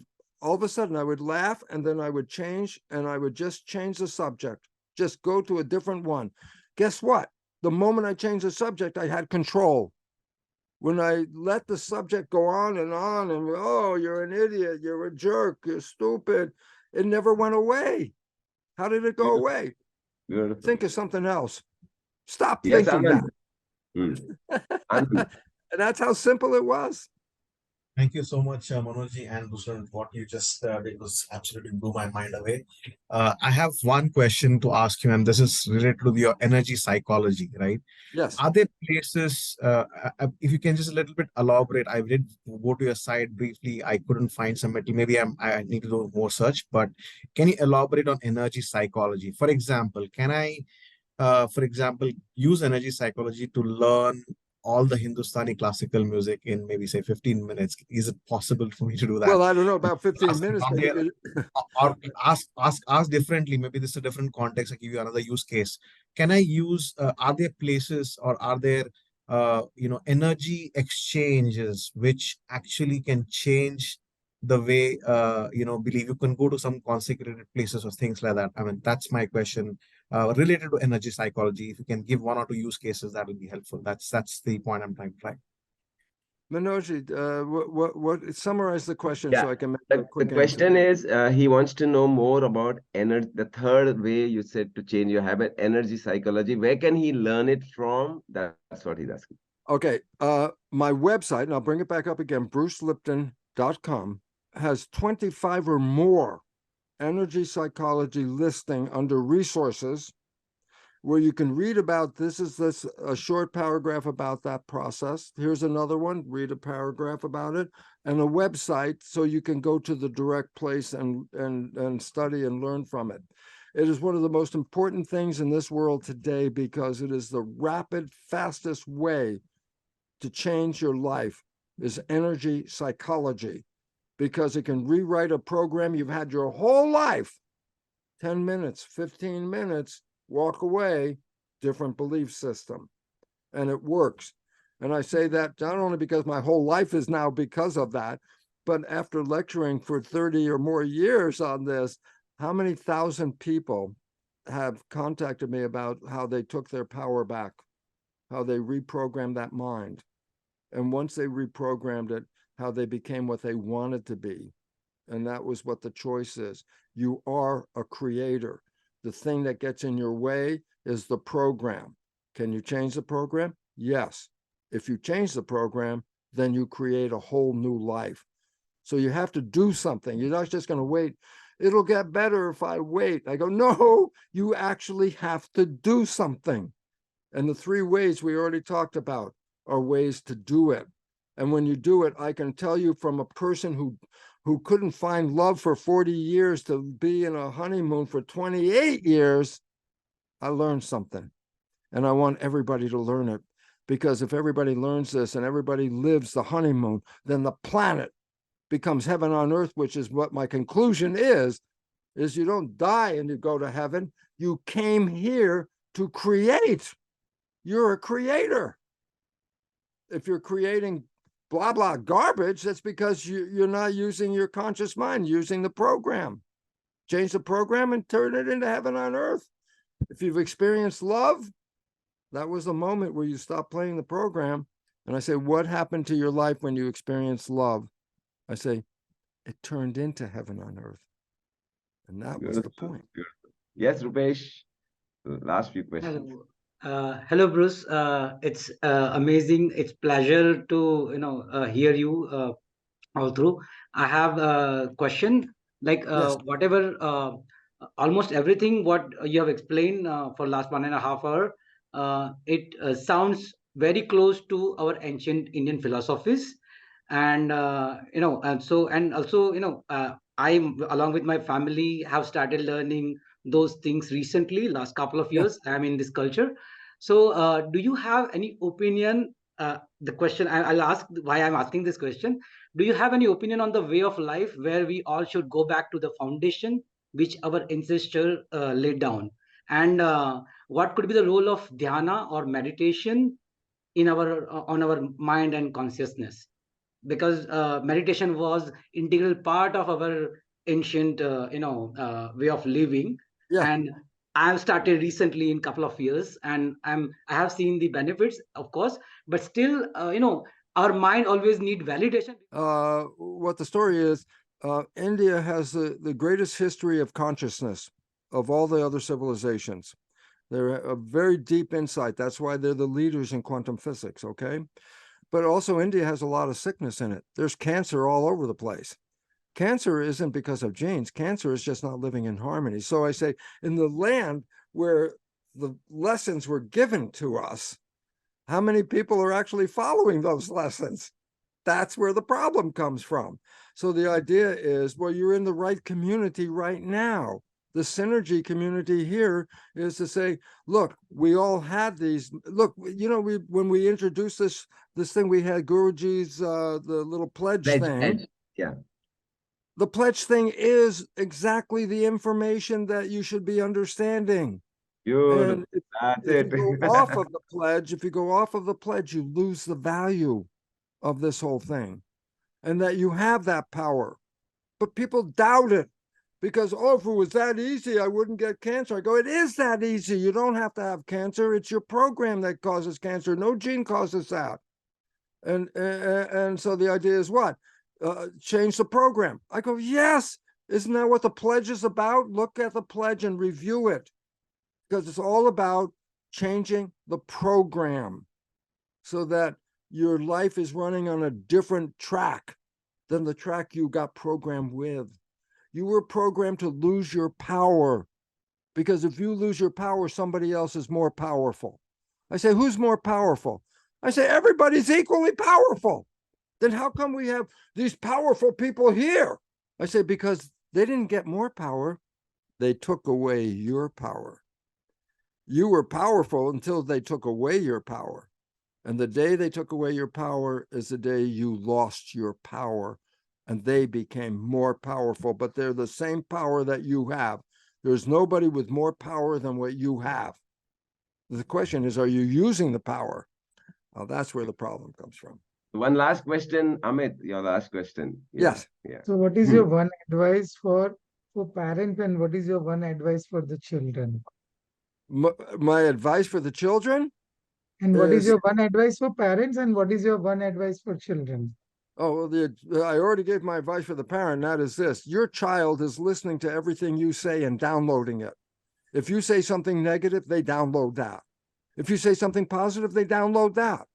And the future of that child is based on positive, not negative. Every time you throw negative in, you take away the power of your child. Not smart enough, not good enough. Oh, my child is sickly. I said, don't say these things. You take away the power. And the children, all they have to do is just be loved. You just love them, and you love them because love is the highest energy. Love is the source of everything we want in this universe. Love is harmony with the universe. If we love the environment, we wouldn't see the mess that we made. How about we start loving that?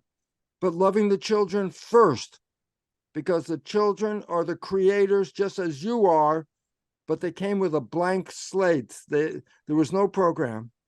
And then you gave them that program.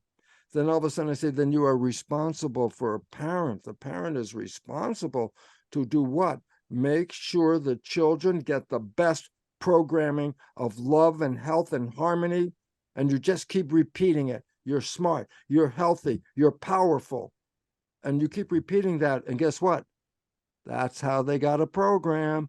And then 95% of their life, they're going to come from, I am a healer, I am powerful, I am a creator. I go, now you've changed the world. And that's All where right. the change comes from. All the people, one more line, that would you like Bruce G to come to your place or in India? Just write line. So you're most welcome. Yeah, in any of our houses, we stay along just across the sea. You can overlook, and we have a beautiful view to the sea. You can come and stay with us and everyone.